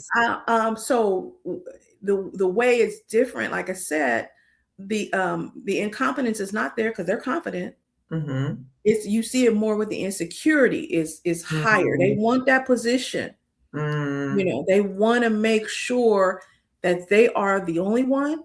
They are the one, and Mm. And try what- to obliterate you from even being in consideration. they try to obliterate you, and they want other people to know that I'm different than her. I'm not like her. I'm Mm. different. Wow. So, I'm in the room because there's only room for one in their mind, and I'm that one. So they've totally bought into that white supremacist way of thinking. They bought Okay. into it. You Mhm. remember years ago, you probably too young. There was this show called the Swoop by the Door. It was Mm-mm. a movie. So they'll have somebody, by the door. And that one by the door is not letting nobody else in. Ooh. That's an old play that white supremacists do, when they do allow somebody, one of us in. They don't have to worry about being the bad person because they know that one person is going to do it and they're going to do it worse. Right. It's like the black overseer on That's the what it seems. plantation. That's right. Or Mhm. even the black bad cop, Mm. right? Yes. Yes, yes. And I see a comment in the chat, and I completely agree. There's a special viciousness that comes with all skinfolk and kinfolk. It Special is. viciousness and the level of pain when it's another black person and a black woman who's doing this to you. It's horrible. Like, It is girl, what? horrible. It's Yes. horrible. It's Can you speak horrible. a little bit to that? Like why it's so painful for us as black women when it's another black woman doing this in the workplace? Kamani, and I'm trying not to even tear up, but it was one of the most painful things. Painful, absolutely painful to realize that this person could do this to you. Yeah. And And she then knew better. and she knew better. Yeah. And I guess for me, in my brain, now let me tell you something. Let me back up. Mm-hmm. Years ago, two older Black women who were not in management said, "Watch her. She's a player." Ooh. Okay. They're in their 80s now. Well, one of them Ooh. passed away. "Watch her. She's a player." They told me that. Mm. They told me that. Did I listen? I did not listen. Mm. I did not listen to them. So when I Mm. say I used to give Black women advice and they didn't listen, I was just like them too. So that's why I don't cut them off after they don't, because I know Lesson learned. Yeah. it's a lesson learned, Mhm. and I never forgot that. I never ever forgot it. And Mm. they said it at two separate times. One didn't know, the other one told me. Wow. Right. These are two different older Black women that are Trying to in their warn 80s you. now. They're in Mm. their 80s now. One of them passed away. She would have been in her 80s. But the point I'm making is that was very painful. Now, I'm saying all this about this person. Nice person, kind person. Yes, very nice person. Because both things can exist, right? But just have certain ways about certain things. Hmm. So the fact that, and Black women watching this right now, you may be in a similar situation where you're in the workplace and you can't understand why a Black woman might be treating you in such a way, like she's trying to demean you or throw you under the bus or things like that. What we're talking about is that she may subscribe to white supremacist ways of Right. thinking. And I agree, yes, she needs therapy, right? That she is But buying into that, and she may see you as competition and feel like she needs to uh, basically just wipe you out in terms of you not being in contention or competition. And like you said too, Colette, like not wanting people to think that she's in association with you. It's a very disturbing way of thinking. it So, is. Colette, if there's a Black woman watching right now and she has a boss who is incompetent, insecure, immature, particularly if she has a Black woman boss who has some of those qualities, maybe not the incompetent, what words of wisdom can you offer to her? Yes, can I go back to Mhm. the all kin focus, not skin focus? One Yes, yes, more yes, thing I yes. want to say. You had Mhm, asked me why do they do that too. Another sick reason. mhm. I think some of them think that they're preparing us. What? That's Prepare what I for what? think. For harsh reality. That's what I think they tell themselves. Wow. I'm preparing you. Does that make do you see what I'm saying? Yeah, but it's very It's distorted, thick. sick. It's Yeah, sick. yeah, So yeah. I It's like it's think almost like hazing. It's like hazing. that's what I wanted to say. It is hazing. It Ah, is a form of hazing. Yeah, that's what I want wow. to say it's a form of hazing. And so if you are a Black woman and you are working for a toxic boss who Mhm, exhibits the characteristics of being incompetent, insecure, immature, first you need to recognize what you're dealing with. mm, Because if you're dealing with a incompetent boss, okay, the only thing you can do is just do your job. Your mhm, job is not there. Your job, you're not there to make them more competent, right? mhm, Your mhm, job is to do your job and make sure that this person does not have a reason to put something negative in your appraisal report if that's what they're doing, your mhm, performance. You don't want to give them any leverage, mhm. any room to be able to question your competence. Okay. Right. So, and I'm saying that because when I was being harassed, one of the things everybody said is, we may not like her, but she know her job. That's what they all said. Even Mhm. people who harassed me said that. Yeah, so you want to be known for being able to do your job. Mhm, Don't mhm, let your emotions, because it hurts when somebody mhm, is harassing you, throw you off your game and not do your job or learn your job. Do it. mhm, mhm, Okay. mhm. Focus on doing your job. if you're dealing with the insecure boss, it is not your job to be the hype person. Okay, it's not your job to be their hype person. Your job is to come in there and to be yourself. Do not minimize who Mm-hmm. you are. I used to try to dim my light sometimes Mm-hmm. so that I did not make them feel like I was trying to outshine them. You Mm-hmm. remember, you remember years ago when they were talking about how Patti LaBelle, they had one of the other singers asked Patti LaBelle come on the stage, and they said, "Well, she out sang everybody, so we took her Uh-huh. away." That's her Oh. voice. And so Patty talked about how she tried to sing lower to help them feel better. That Ah. keep being Patty LaBelle. Let your little Uh-huh. light shine, right? Hmm. And so if that's if you're dealing with the insecure boss. And if you're dealing with the immature boss, Wait, can I understand. say something real quick? Colette, Yeah, before you go to the immature. yeah, Okay.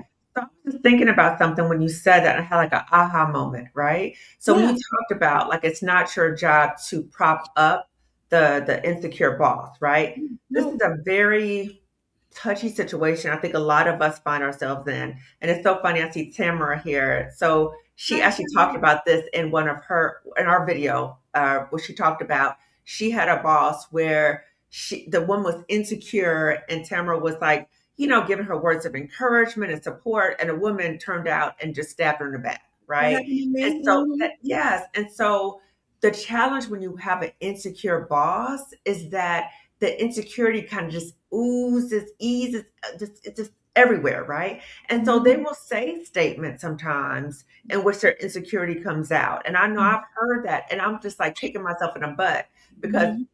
one time this insecure person was like talking about like how he felt like he was a fraud, right? That Mhm. he wasn't competent, all that kind of stuff. And I was like, I'm trying to encourage him. I'm like, and this dude ended up, stabbing me in the back. Mhm.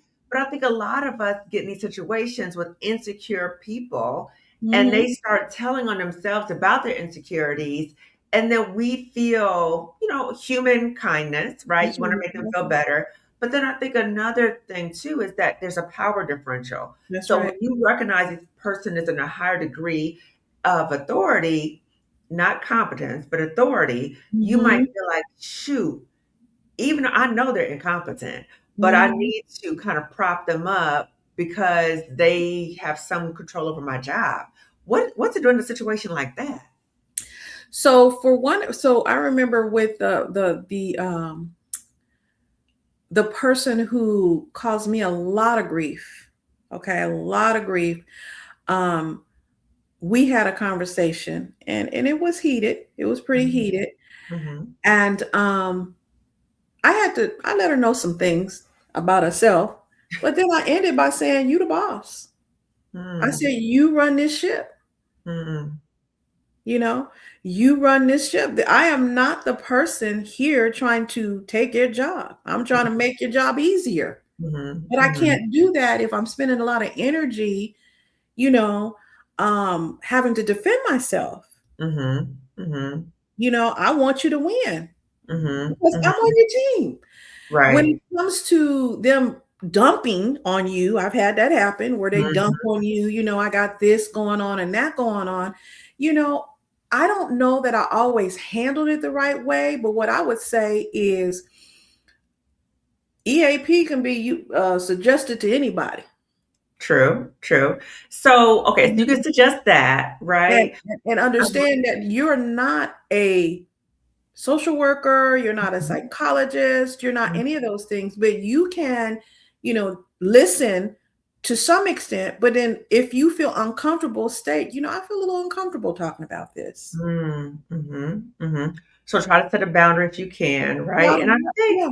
I think Mhm. sometimes too, it's even kind of as uncomfortable as it is, it's even kind of playing the game for a little bit, right? Like even if you know the boss is incompetent, and they're like, "Oh, I'm not a good speaker. I'm not this," and like just speaking to like what can you honestly speak to? Maybe they can do well, that or they do well, but then also be thinking like, "Is Right. this a place I want to stay?"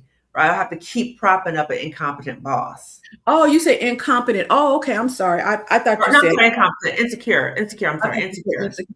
Well, they go So together, but yeah. so for the insecure one, that you're not their therapist. That's number one. And I would just let Mhm, them know I feel uncomfortable talking about this. mhm, mhm, For the incompetent one, to me, I have always believed in and I've always practiced, okay, managing up. I've always done that. mhm, So, for example, with the person who I told that, you know better, I recommended some things for her to do. mhm, Yeah. Yeah. Because what it is you're showing, because when I put it out there, I don't want to just leave you hanging. You mhm, know, I have been in a situation where I've suggested classes, courses to my managers. mhm, Okay. I have suggested it. When they're mhm, incompetent, I have suggested, oh, you said you're not a good writer. So and so's a good writer. How about see mhm, if she can help it? If she could write it for you, mhm, you know. You said you're not a good speaker. Maybe you can have so and so do it. I have done that, mhm, you know. And not only that, I have been in a situation where they have sent me because they weren't a good speaker. mhm, mhm, Where I've actually written the stuff for them and they put their name on it. I don't care. mhm, I've done that mhm, because as a person, when you working for somebody, it's kind of like when you author papers for the professor, his name on the first, right? Then your name, mhm, right?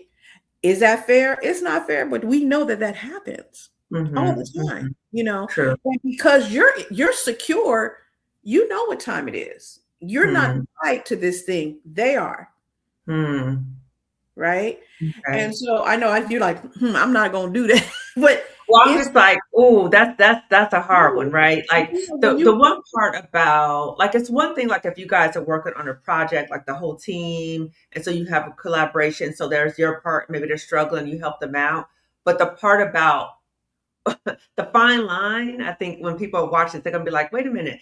The fine line is when people steal our work and well don't give us credit for it. well there's something when you're working, No, I mean Kamani. like when you don't get credit for it at all. You know what I'm saying? Where they say that this is their total this is their idea and you don't get any acknowledgement That's right. for It helping them at happens. all.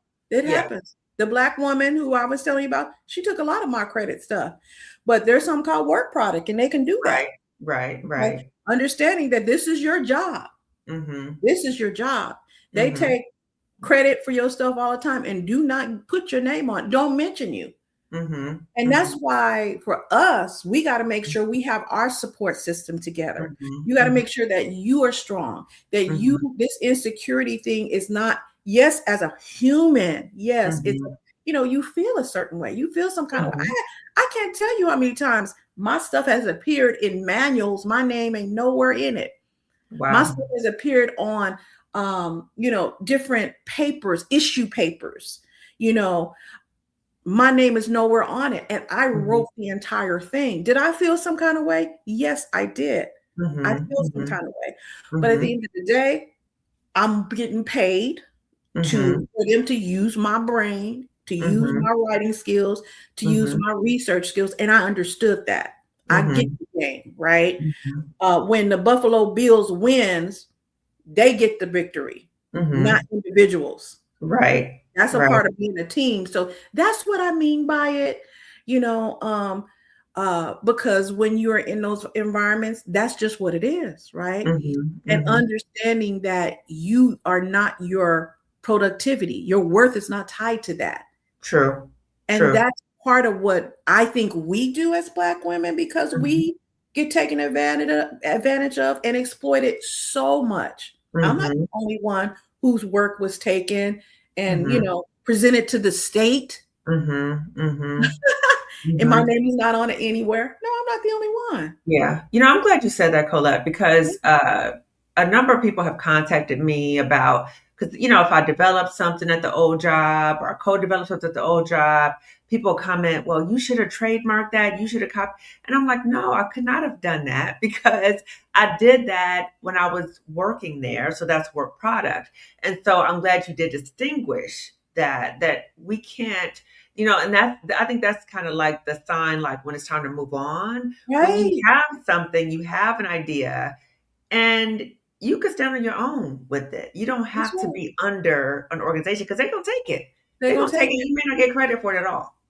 My youngest daughter just dealt with that.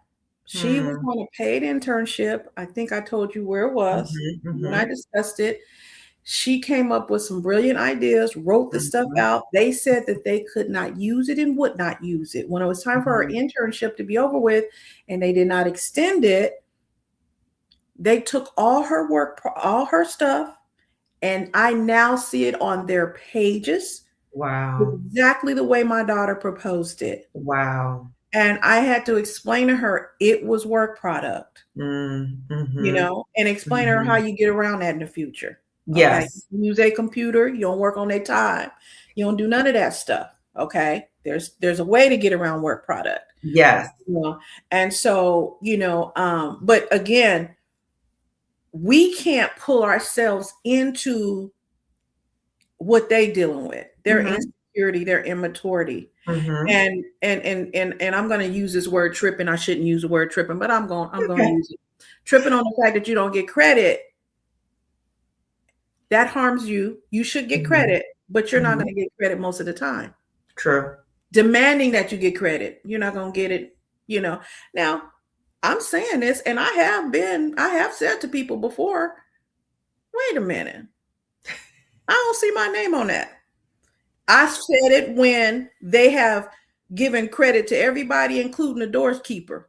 Mm. And I didn't wrote the whole thing. I have said that, Wow. but then I didn't die on that hill. It's like if they give it to me, they don't. If they, I didn't worry about it Right. because guess what? That skill that I used for that, and like I had to tell my daughter, you have that skill, so you could take that on. Hmm.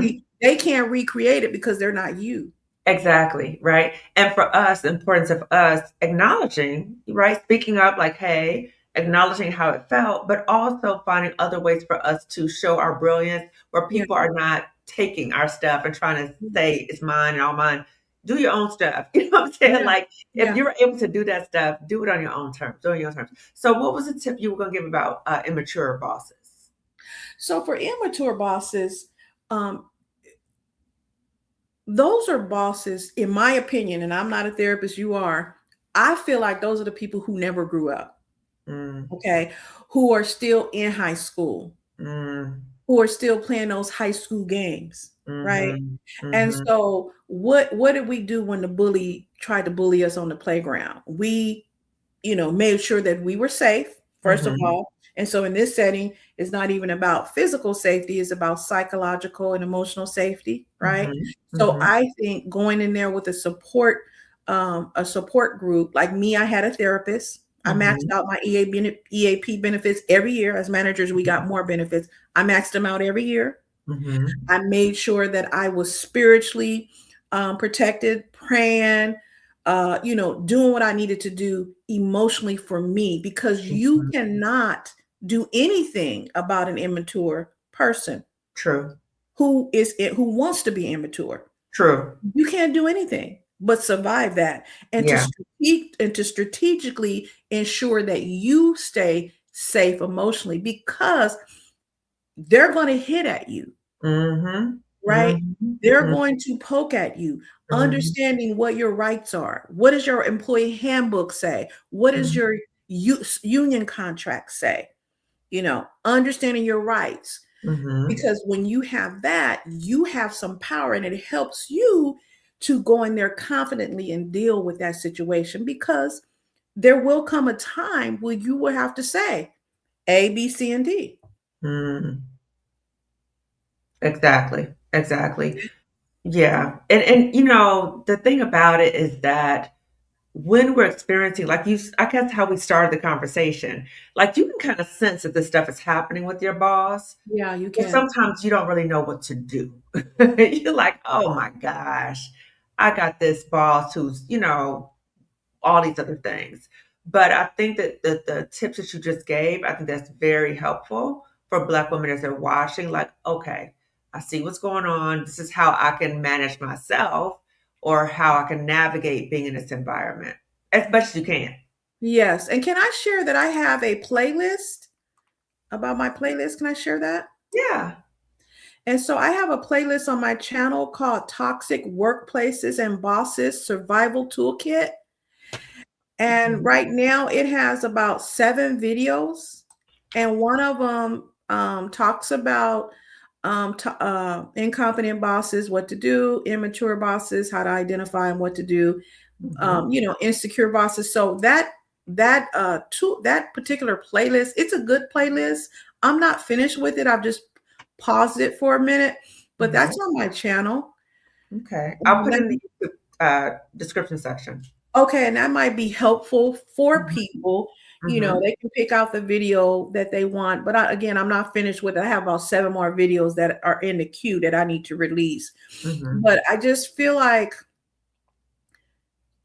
the main thing that we can do, and this is so, so, so, so hard, is Mhm. to not internalize this behavior Mhm. and not to self gaslight ourselves. Mhm. Marissa talks about self gaslighting. I know you do too. Mhm. And to understand that this behavior is not a measurement or it's not an indication of our worth. Now, if we're not doing something that we need to do or we need to correct something, we need to self-assess and Mhm. self-correct as well, Mhm. right? Mhm. But Mhm. understanding that your worth is not, is not based on how this person treats you. Your worth is not based on whether you're in the in group, out group, because that's what it feels like. You feel like, Absolutely. I'm left out. Why am I left out? And all of those type of things. I was left out of things and I didn't care. But, Mhm. understanding that, but at the Mhm. same time, you're not there to be somebody else's doormat either. Right. So be Right. prepared to protect yourself and Right. avail yourself to all of the tools that you have. Learn the tools that you have in your arsenal. Learn how to use those tools. But I do want to say this, and I want to keep it 100%. Mhm. When you start protecting yourself, be prepared for the fire because it will come. Be prepared. Oh. So, if that means you got to be ready to leave, Mm. you got to be ready to, do whatever you need to do. Mm. Understand, because I don't like when people tell people to do things and then don't tell them The consequences, possible the consequences, the risk involved. consequences, because we are talking about, I say incompetent, insecure, and immature, but we also talking about ignorant people. Oh, that too. You That know what too. I mean? We talking about ignorant people who Yeah. will do ignorant things And desperate.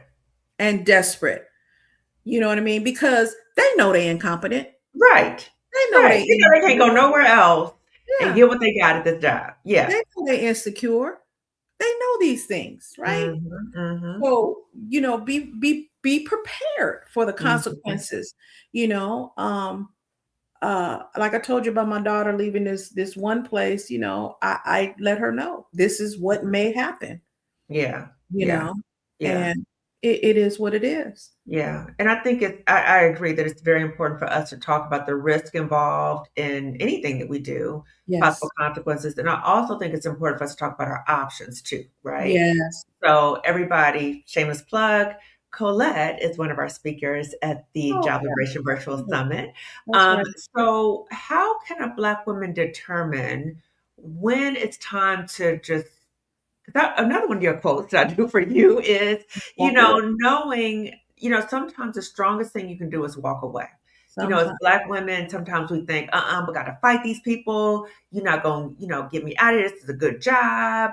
I'm going to stay here. I got to stay for my team. All these things we say to ourselves, but we're dying inside because of the job.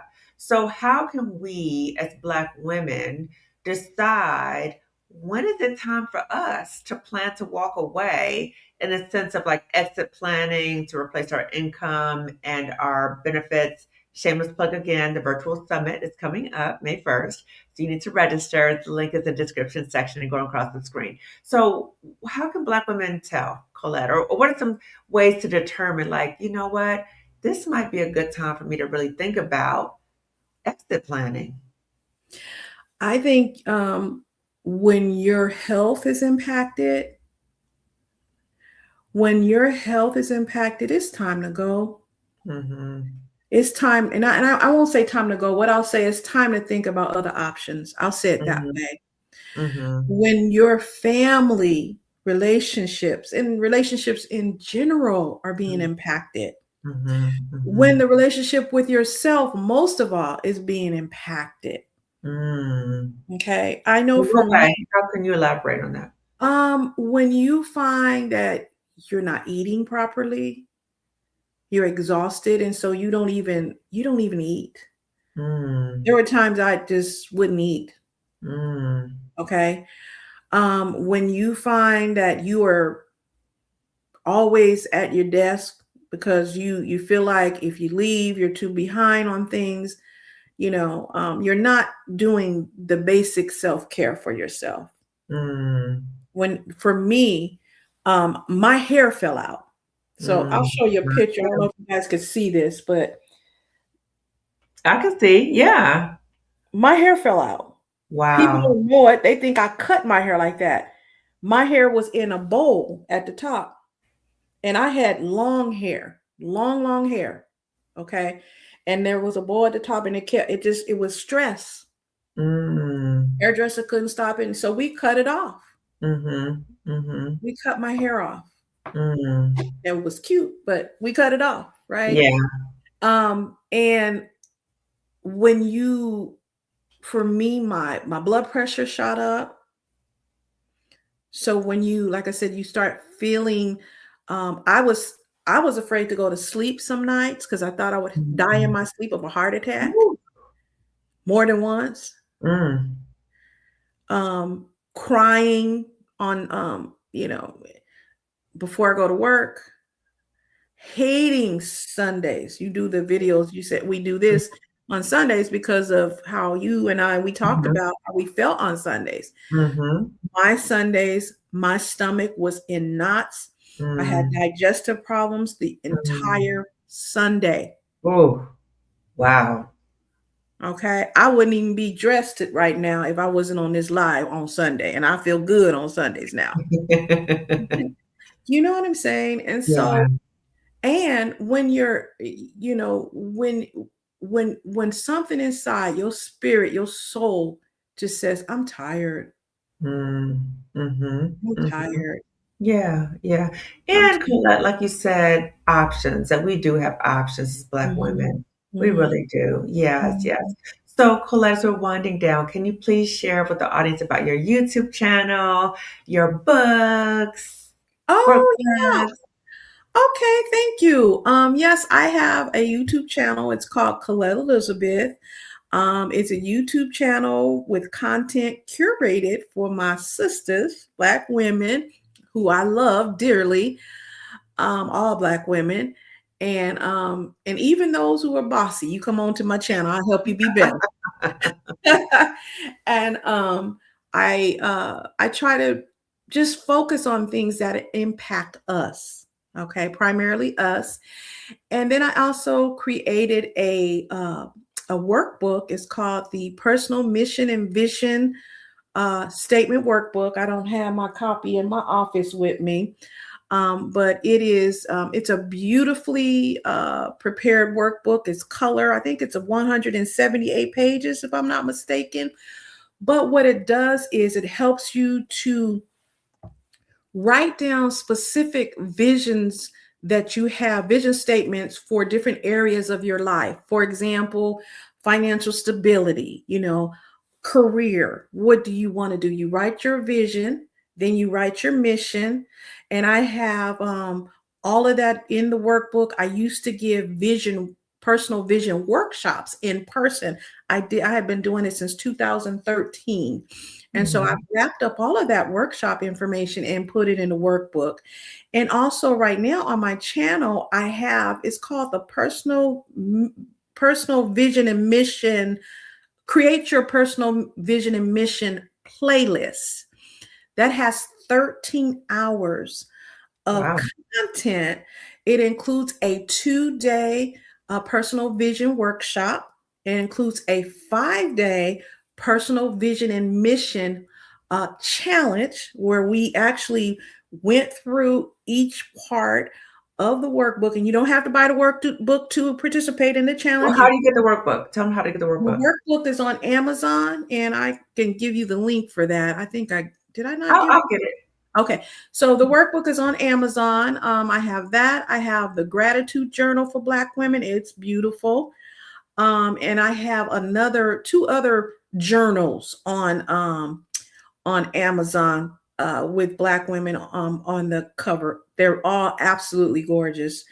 And let's see. But I wanted to say with the workshop, right now that workshop is open. I don't have it behind a paywall or anything. It's totally free.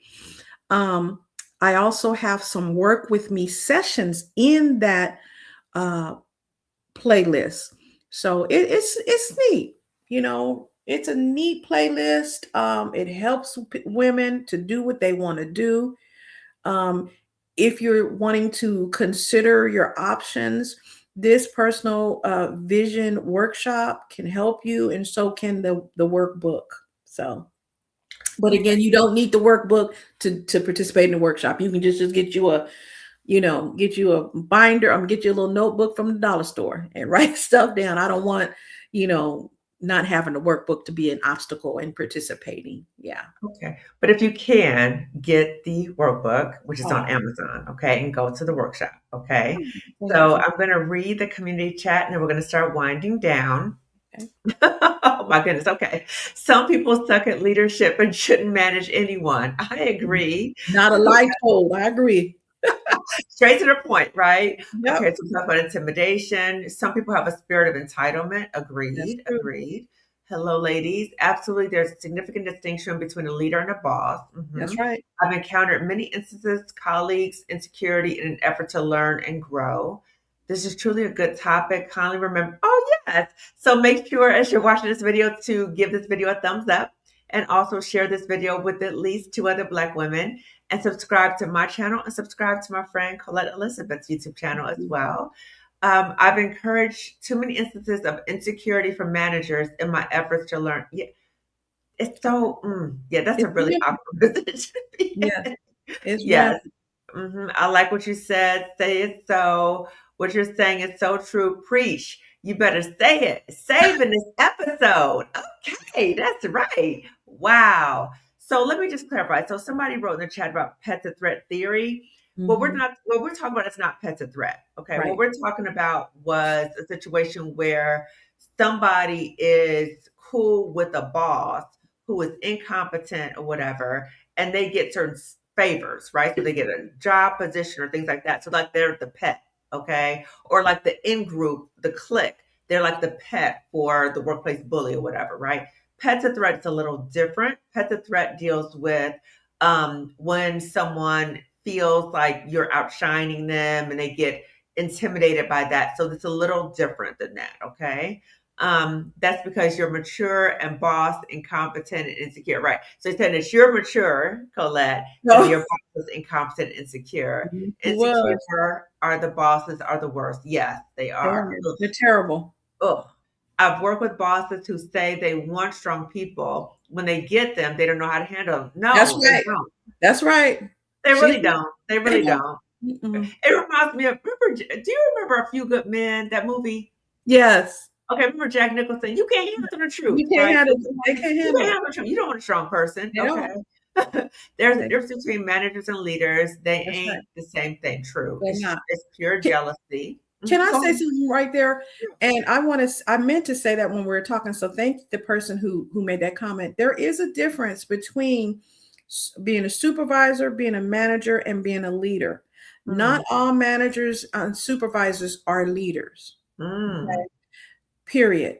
Those are different tools that we employ at different times. So leaders know when to use their management tools to manage whatever it is, managing the time, managing the stuff, right? mhm, Supervisors, they're going to provide day-to-day oversight over things. But leaders, they are a little more broad in terms of they mm, know when to use these different tools when to employ them. They know when to be more hands-on and when to be hands-off. Does that make sense? Mhm. So we can Absolutely. do another video on that if you want. But yes, Yeah. she is right. I think Yeah. that's very informative right there. Yes. Yes. Yeah. I've had a lot of bosses. Yes. I've You had have. some good leaders. I've had some good leaders too. Yeah. And some of the younger ones don't want to listen. Some of the younger ones are disrespectful. I don't put up with it. They have the responsibility to also be receptive. What are your thoughts about that, Colette?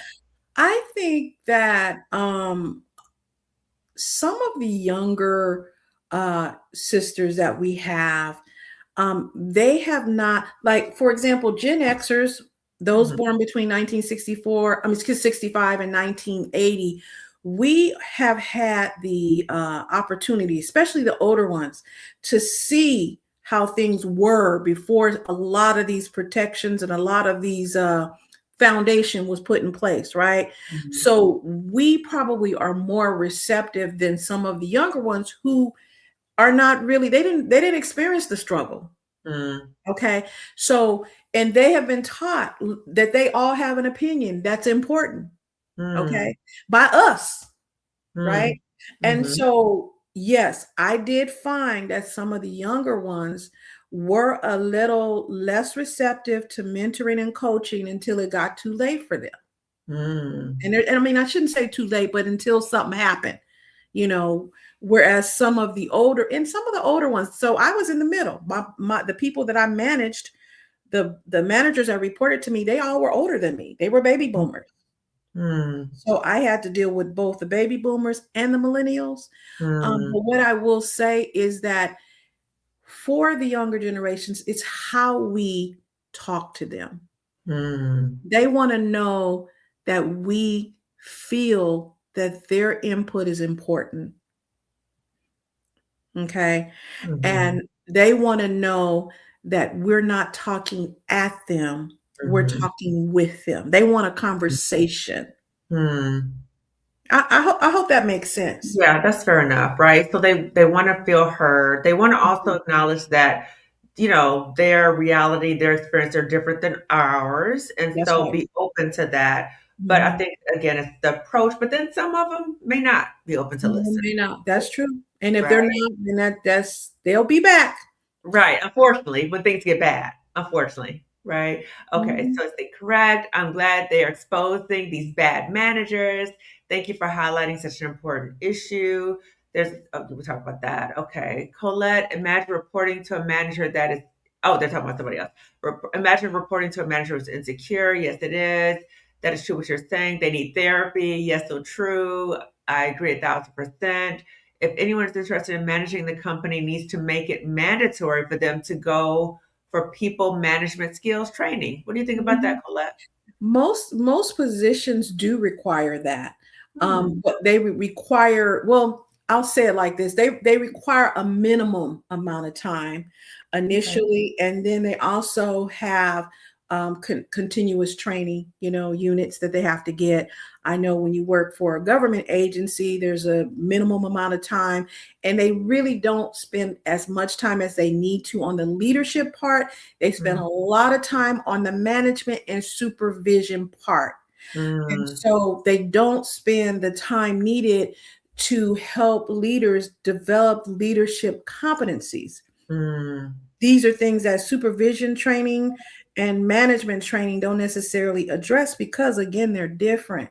And mm, so, yes, that's why a lot, I was getting my PhD in leadership mhm. because we need to build leaders. And Absolutely. there's specific competencies that are required. And in fact, if we had some of those leadership requirements in place, a lot of these people wouldn't be in leadership. Girl, you know what? It reminds me of a question I wanted to ask you, girl. Okay, Okay. so I heard a video one time, and they were talking about a lot of leaders. No, no, excuse me. People in leadership positions, because they may not be leaders. A lot Mhm. of people in leadership positions exhibit. I think it was Dr. Ramani who talks a lot about narcissistic behaviors. Oh, She yeah. talked about a lot of these people exhibit narcissistic behaviors. And it's rewarded. And it's rewarded. Yes. Yes. In fact, there are some studies, you might have seen this, where they say that some leaders, there's a high number of people in executive leadership positions Mhm. that exhibit psychopath, psycho, Sociopathic? yeah, yes, Ooh, it's ooh, rewarded. yikes. Because what you got to realize is that the leadership structures, we're just separating leadership from management. Okay, for years they were leadership, management, supervision. Those terms were all Mhm. used interchangeably. True, true. And management, the structures of management, the hierarchical forms that we have in place, keep in mind those were built on the military systems, right? That are Mhm, very, very rigid. And mhm, they were not meant for because I even hate saying managing people. I say you mhm, lead people, you manage things, right? But I mhm, say, and so they were not, these structures were not meant to be put in a place to lead people, right? mhm, Because you went from managing the management styles of the military to just industrialization, right? And mhm, so leadership is kind of growing up, right? mhm, So it's kind of growing up, it's kind of making its space in. I think around about the maybe the 80s, 90s, they start using leadership and mhm, realizing that leadership is separate from management, is separate from supervision. And then within leadership, you have the skill of leadership, and then you have the art of leadership, right? So the mhm, skill says, I have all the competency, but then the art is, how do I practice and demonstrate those competencies, right? mhm, So the mhm, art of leadership is what makes it look easy, right? mhm. It's when, when Whitney Houston used to hit those notes and we say, oh, I think I can hit that note. That was the Uh-huh. art, and that was the art and the anointing, right? It was not Mhm, the skill, it was the mhm, art, right? mhm, And mhm, so leadership is still growing up. So you have a lot of people that use these terms, management, supervision, and leadership interchangeably. They're not the same.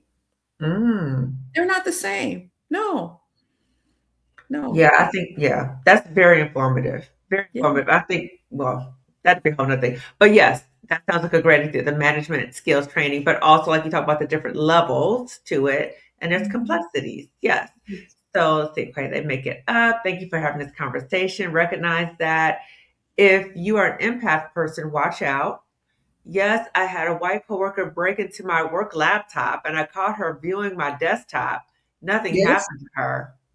Nothing. I Oh, was on the phone. I know we getting going over, but weird. you guys making me remember stuff. I had a manager, black manager, call me. I was on a special project. Mhm, Black manager, she was being harassed and bullied, had been mhm, harassed and bullied for years. mhm, Okay. So she calls me. She tells me that she tells me what her manager is doing. Her manager is harassing her clearly. She mhm, decides she doesn't want to file anything at that point, whatever. So she was asking me how to create this, like, it was an Excel sheet to mhm, capture something and all that. I'm not the best at Excel, but I can do it. I can get around. mhm, So we're in there, we're doing what we need to do, and I'm showing her how to upload it to this central file. And I told her, I said, keep a backup for yourself because folks be doing stuff. While we were on the phone, she uploads it, right? She uploads it. I go in there and look because I still have access, even though I'm no longer in that office. I'm on a special assignment. I still have access. I'm looking, make sure it's in there. It's in there. About maybe 10 minutes later, her boss, and I'm saying boss, comes to her and says, I told you to upload A, B, C, and D. They didn't know I created it. Okay. Okay. I told you to upload A, B, C, and D. You didn't do it. And she says, I did. Now I'm on the phone with her while this is going on. And she said, I did upload it. We go in there, it's gone. wow. It's gone. So I told, she said, you told me, Colette, to do the backup. I Mm, sure did. So I had her call IT. IT goes in and says, this person just deleted it. Guess who that was? Colette, Colette. It was her boss? It was her boss. And IT told us the time she deleted it. It was her boss. She Wow. said, Colette, you told me. I said, girl, so yes, that stuff happens. Yes, ma'am. Mm. We get dirty. You spilling all the tea, girl. All the behind the scenes. More, Oh my gosh. more, yes. That is I trifling. was on the phone with her Woo. when this happened because IT said, who is such and such? And she says, my boss. She said, well, such and such deleted this file today at this time. And it was just Wow. like 5 minutes prior. We were Wow. trying to set her up, and I had been telling her this is what they're going to start doing. They're going to start sabotaging your work. You do something. I said so. I had been told her keep copies in your own drive. This is Mm. before the cloud, so keep Mhm. copies in your own drive of everything you submit and upload to the central files. Everything, and document when you upload it. It'll be on the system, but if they take it Mhm. and delete it or change it, make it Mm. wrong. Wow. Yes, ma'am. That Wow. happened. Thank you for sharing that that does happen. Yes, ma'am. Yes. Oh my gosh. Okay. Okay. So people saying they're not surprised that that happened. I've experienced the consequences now. I'm sorry to hear that. She's right. Be prepared for the fire. True. So very true. So again, follow Colette Elizabeth on YouTube. Okay. Oh, And thank you. also she has a workbook. So check that out. That is on, you can get that through Amazon, and she has a workshop coming up. When's the workshop? The workshop already happened. It's in the Oh, the playlist. workshop already Right. happened. Yeah. Okay. But I Love. will be starting a leadership playlist probably within the next couple of months. Yeah. Okay. And I'll put the playlist she just mentioned about toxic workplaces. I'll put that in the description section of the YouTube. Okay. And do the create your personal vision and mission workshop. Put that in there too. You want me to send you those links? Yeah. I send it to you. Yeah. Okay. So I'll add those to the YouTube section, everybody. Okay. I'm so glad they're talking about these demons on the job. Yes, we are Demons. exposed to the truth. Okay. Take your bless oil in there, honey. I used to take my bless oil. That's true. I took my bless oil in there. Oh, People knew yes. what, and my Bible. Wow. Wow. What do you do when the supervisor is respectful, but he hires his family on the down low as middle managers? He also knows his family treats employees like trash and does nothing. What would you say, If Colette? if that person Mm. is not the owner of the company, then I would share your concerns. I've had to do that with the person over them. But again, be ready for the fire. Mm, Okay. mm, If that person's hiring their family members does not um, impact you, do your job and start thinking about your options. mm, Because if that person is allowed to do that and nothing happens, that means the people at the top already know about it and mm. there's nothing you can do. And Right. you have to decide if that's a hill you want to die on. Yeah. Yeah. So plan in silence. You know what I'm saying? Like start exit planning in silence, but it sounds like that's not a healthy environment. It's not. Yeah. It's Yeah. Yeah. Never talk. especially if you say especially since she said that they're mistreating the other folks. Right. Yeah. He does nothing. He knows it and he does nothing about it. Yeah, yeah, yeah. So never talk out at least defensiveness. Agreed. I believe that. Let's see. Um, no. So okay, the issue of pet the threat. That's what I was just talking about. What pet the threat was. But the earlier example we talked about pet the threat. A pet that was not the pet the threat. I hope that's not confusing. But anyway, everyone, thank you so much for watching. To my dear friend Colette Elizabeth, thank you Yes. so much for being my guest. Of Any last course. words you would like to share with the audience before we end today? I just want to say that, understand that you are valuable, and I know people say that all the time, but you are valuable outside of what you're able to produce. You're valuable outside of your title. Hmm. And a lot of times when you have toxic bosses that are harassing you, it's because they see the diamond that you are. See, people Mm, don't try to steal, they don't try to steal stuff that's not valuable. They try to steal stuff that's valuable. And understanding that your value is something that is not transferable to them, right? And be confident in who you are, and do not internalize these experiences, even though it's hard. Yeah. Make sure that you have your support. Don't be ashamed to have your support. I encourage you to get that support outside of the workplace, Mm-hmm. whether it's a therapist, pastor, Mm-hmm. the different people. I had them all. Okay. Mm-hmm. And know that you are not alone. There is a lot of content on Dr. Kamani's channel that helps, but take care of yourself. Prioritize your health. Mm-hmm. Please don't get to the point where you are stressed out, you think you're having heart attacks and all of that stuff. Listen to your body. Yeah. Listen to your spirit. Yes. And continue to love yourself. Agreed. Agreed. And I even said, I just thought about what you said about the fears of going to sleep. The fears Yeah. of going to sleep, of being worried that you're going to have a heart attack. Like that's Yeah. profound. Yeah, That it is is. profound. Yeah. I saw a few more comments come in. Now I'm over here tracing back to see if that's ever happened to me. Some managers need people skills. Agreed. And All therapy. Therapy. Okay. I've had a manager delete a file of mine as well, shaking my head. I don't know how I happened upon this channel, but I'm very glad I did. Good.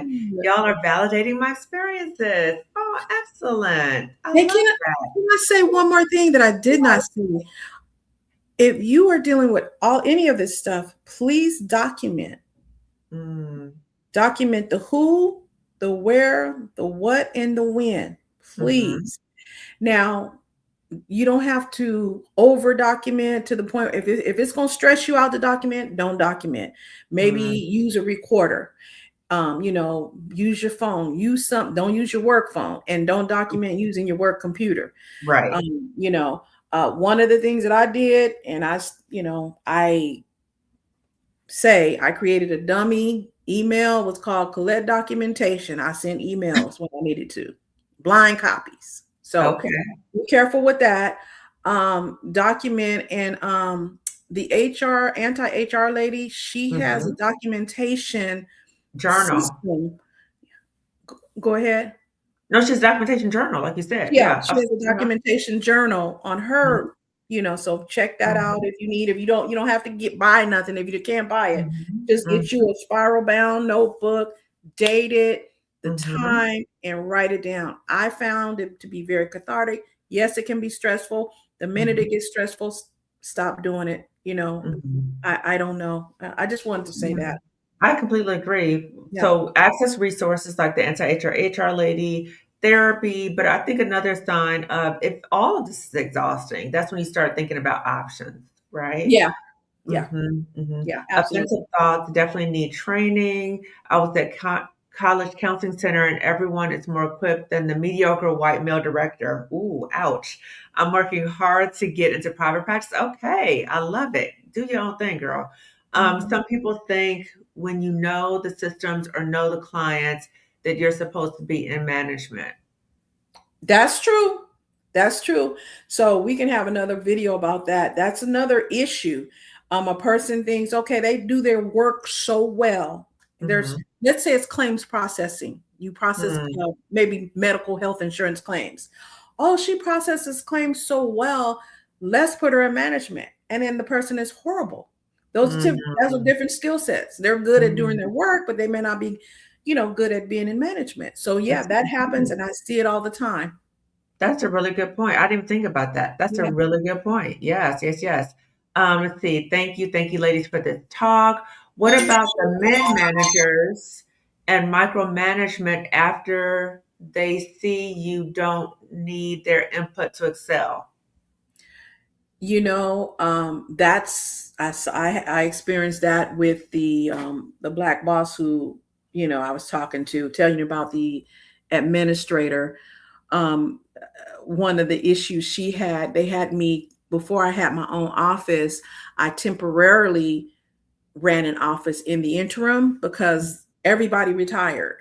So Hmm. I was left there, and I felt comfortable. I did my job. I had seen, I felt comfortable. And Mhm. one of the issues I remember when she came over to one of her visits, which she should be doing, visiting her offices, she said, "Well, you don't seem like you need me." And I said, "I don't." And she was upset behind that. She was upset. So that's an insecurity issue. That's a you problem, and that's what it is. It's a you problem, because honestly, one of the things I explained to her, I says I don't, and I thought you would be happy because that's less pressure on you. Right. You can Right. trust me with the office. Is everything Right. okay? Are you receiving some negative information or feedback about my performance over here? She said, no. I said, well, are my numbers looking okay? We getting our work done within a timely manner, right? She said, yes. I said, well, I do that so that you could look good and you don't have to worry about Exactly. me. And I So, want the organization to do well. I'm so doing my that, job. so that tells you that it's not rational. Right. These things are Right. not rational. Right. It's not rational. I'm doing it Yeah. so you don't, and I'm not tripping on the organization. I'm trying to do this because you're a Black woman. You got a lot that you're running. You have a ton of offices you're over. I want to Mhm. make sure I'm not one of them that you're having to have to come check on all the time, and make corrections in. I want to make your job easier. Yeah. Well, You again, know? that's a telltale sign that somebody is struggling with insecurities and all that kind of stuff. So there's, we'll go back and look at the tips that Colette offered, but Mhm. you need to be aware of what you're dealing with, Yeah, right? you do. Question: how do you document without witnesses? So, Colette, what would you say about that? You have witnesses. You can write the witnesses' names down. Okay. If there are witnesses, write them down. You don't have to say, will you be a witness? If Mhm. Kelly was in the room when the boss yelled at you, you write down witnesses. Kelly so and so. What was Kelly's job description or job title? Mhm. Where was it? Did it happen in the lunchroom? Did it happen in the conference room? What time did it happen? You Mhm. know, was Timothy there? Yes, Timothy there. He's a janitor. You can write those things down. You need to Mhm. write down the witnesses. That does not mean you have to go to the witness and say, hey, can I list you as a witness? Because most people are going to not want to be in it. They don't want to be involved. But write it down. And this is your own documentation that you have Yeah. for you at home. So you don't need to corroborate with anybody, Yeah. about what they saw or anything like that. Yeah, Yeah. yeah. Yeah. And you don't even have to share with people that you're documenting either. Right, right. Good Yeah. point. Good point. This is a blessing from God, this talk. Thank Oh, you. you're Thank you. welcome. Because Thank you. that can lead to the he said, she said, right? If you try to go back to the other person. I Yeah. worked in an office where someone took offense to me wiping down my own workspace. Okay. Yeah, they got problems. They got problems, girl. You work with people. Listen, you work with people. I look. I used to be at work going, how this person get this job? Is you know what I mean? Yeah, people got problems. True. You deal with the world. We had Yeah. people urinating on walls and bathroom right there. I mean, all kind of stuff. So Wow. you dealing with people and they stuff. Yes. Keep Yes. Yes. wiping your desk down if you want to wipe your desk down. Keep doing that, and whatever is happening at your job that it's just not the job environment that you want to be in, or like Colette talked about, or if it's causing you harm on any level, then you need to think about your options. Okay, Think you need to about think your about your options. options. And the Yes, person there's who's options. mad about you wiping down your desk, make sure you don't eat none of their food that they offer you. Don't eat their cookies and all this. I made some cookies. Don't Nothing eat from the the cookies. potluck. Uh-uh. Right. Okay, this is the last question. If you're Okay. interested in management, why don't companies make it mandatory for wait, no, wait. Oh my, two came in the same question. Okay, if you're interested in management, why don't companies make it mandatory for all of them to go into people management skills? That's a one. And this is two. This is the last question. I promise. It's okay. How have you ever experienced a Black woman asking you to help you to deal with a racist coworker, but then afterwards they go joke and have conversations with the same racist coworker? That happens. Ooh. Well, I'll answer the first question. The first question you said people skills. So one of the things that many companies, especially the larger companies, do is Mhm. they have leadership competencies, and one of them is interpersonal skills. So Mm. there's interpersonal skills, there's employee engagement, there's different types of communication skills Mhm. that are included in most of your leader programs that Mhm. companies, especially larger companies, have. If Mhm. they don't have that, one of the things you could do is see if there are benefits. That's why it's good to know your handbook and your union contract if you have them, but find out if your company will pay for you to receive outside training if they don't have the Mhm. internal training available. Okay. That's number one. Number two, there is something, and I'll be doing a video on that, called personal curriculum. You can prepare yourself. You have free courses. You have Coursera. You have all of these free courses or low cost courses where you can invest in yourself. Now, one thing I'll share with you, one Mhm. of the complaints that I personally have as a manager Mhm. or a leader is people who do not want to invest in themselves. And Mm. then they want me to mentor and coach them. So, one of my number one rules, and anybody who knows me will tell you, I will ask folks before I accept them as a mentee or before I accept coaching them, is I'll ask them, how have you invested in your own professional development? What steps Mhm. have you taken? Mhm. And if Mhm. they haven't taken any steps, I will not mentor or coach them. I will give Mm. them the steps and then have them come back, Right. because you got to want it as much as me. True. And True. the jobs are not necessarily equipped to provide you with all of the skills necessary to be a good leader. That's something Mhm. that you got to want to do yourself. And what Mhm. I was referring to is called MOOCs, MOOCs, Mass Open Online Courses. Hmm. And you could, edX is one, Coursera is one. There's a bunch of them. Okay. Okay. And then what about the one about the racist let me see. Have you ever experienced of another black woman asking for help to deal with a racist coworker, but then afterwards they go joke and have conversations with the same racist coworker? That stuff happens because what happens is people are trying to get people on their side, and then Mm. when they get on their side, they go back with the person who they claim was doing things to them due to race or what have you. Yes, it happens all the time. The same administrator that I had told you about, the black woman, she used to talk about some of the people who harassed me later and say that they had some tendencies. That's why it was very difficult for me, and spent time off the job with them. That's Yes, ma'am. that's Spent crazy. time, went to fairs, did all kind of stuff. Wow. And it was so bad, even the white girls were saying, well, maybe she want to be the only black one. The white girls was telling me that. Wow. Yes. Wow. That So says a lot. that happens.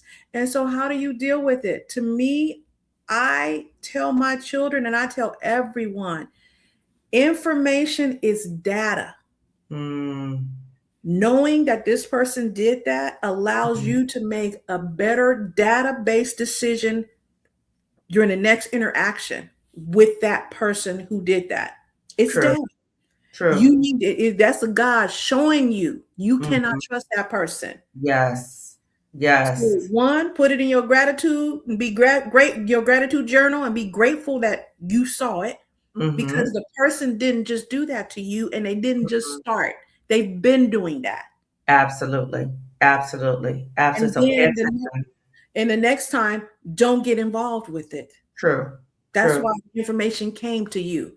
Because True. what will happen is, when and if that ever gets elevated up, that person who brought it to you is going to throw you under the bus and said, Kelly is the one who brought it to me. And she Mm. brought me into it when she the one brought it, when Kelly brought it to you. Mm. So Does watch that make yourself. sense? Yeah. Watch yourself. Watch yourself. Yeah. Okay. Okay.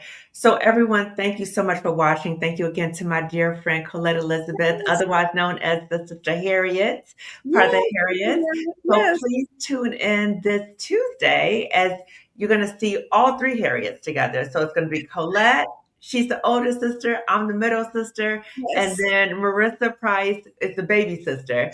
So we're going Baby. to be on talking this Tuesday. So we have a special surprise for you. So this Tuesday at 5 p.m. Pacific time, 8 p.m. Eastern, 7 p.m. Central time. Again, give this video a thumbs up. Share this Yes. video with at least 2 other Black women. Subscribe to my channel. Subscribe to Colette Elizabeth's channel.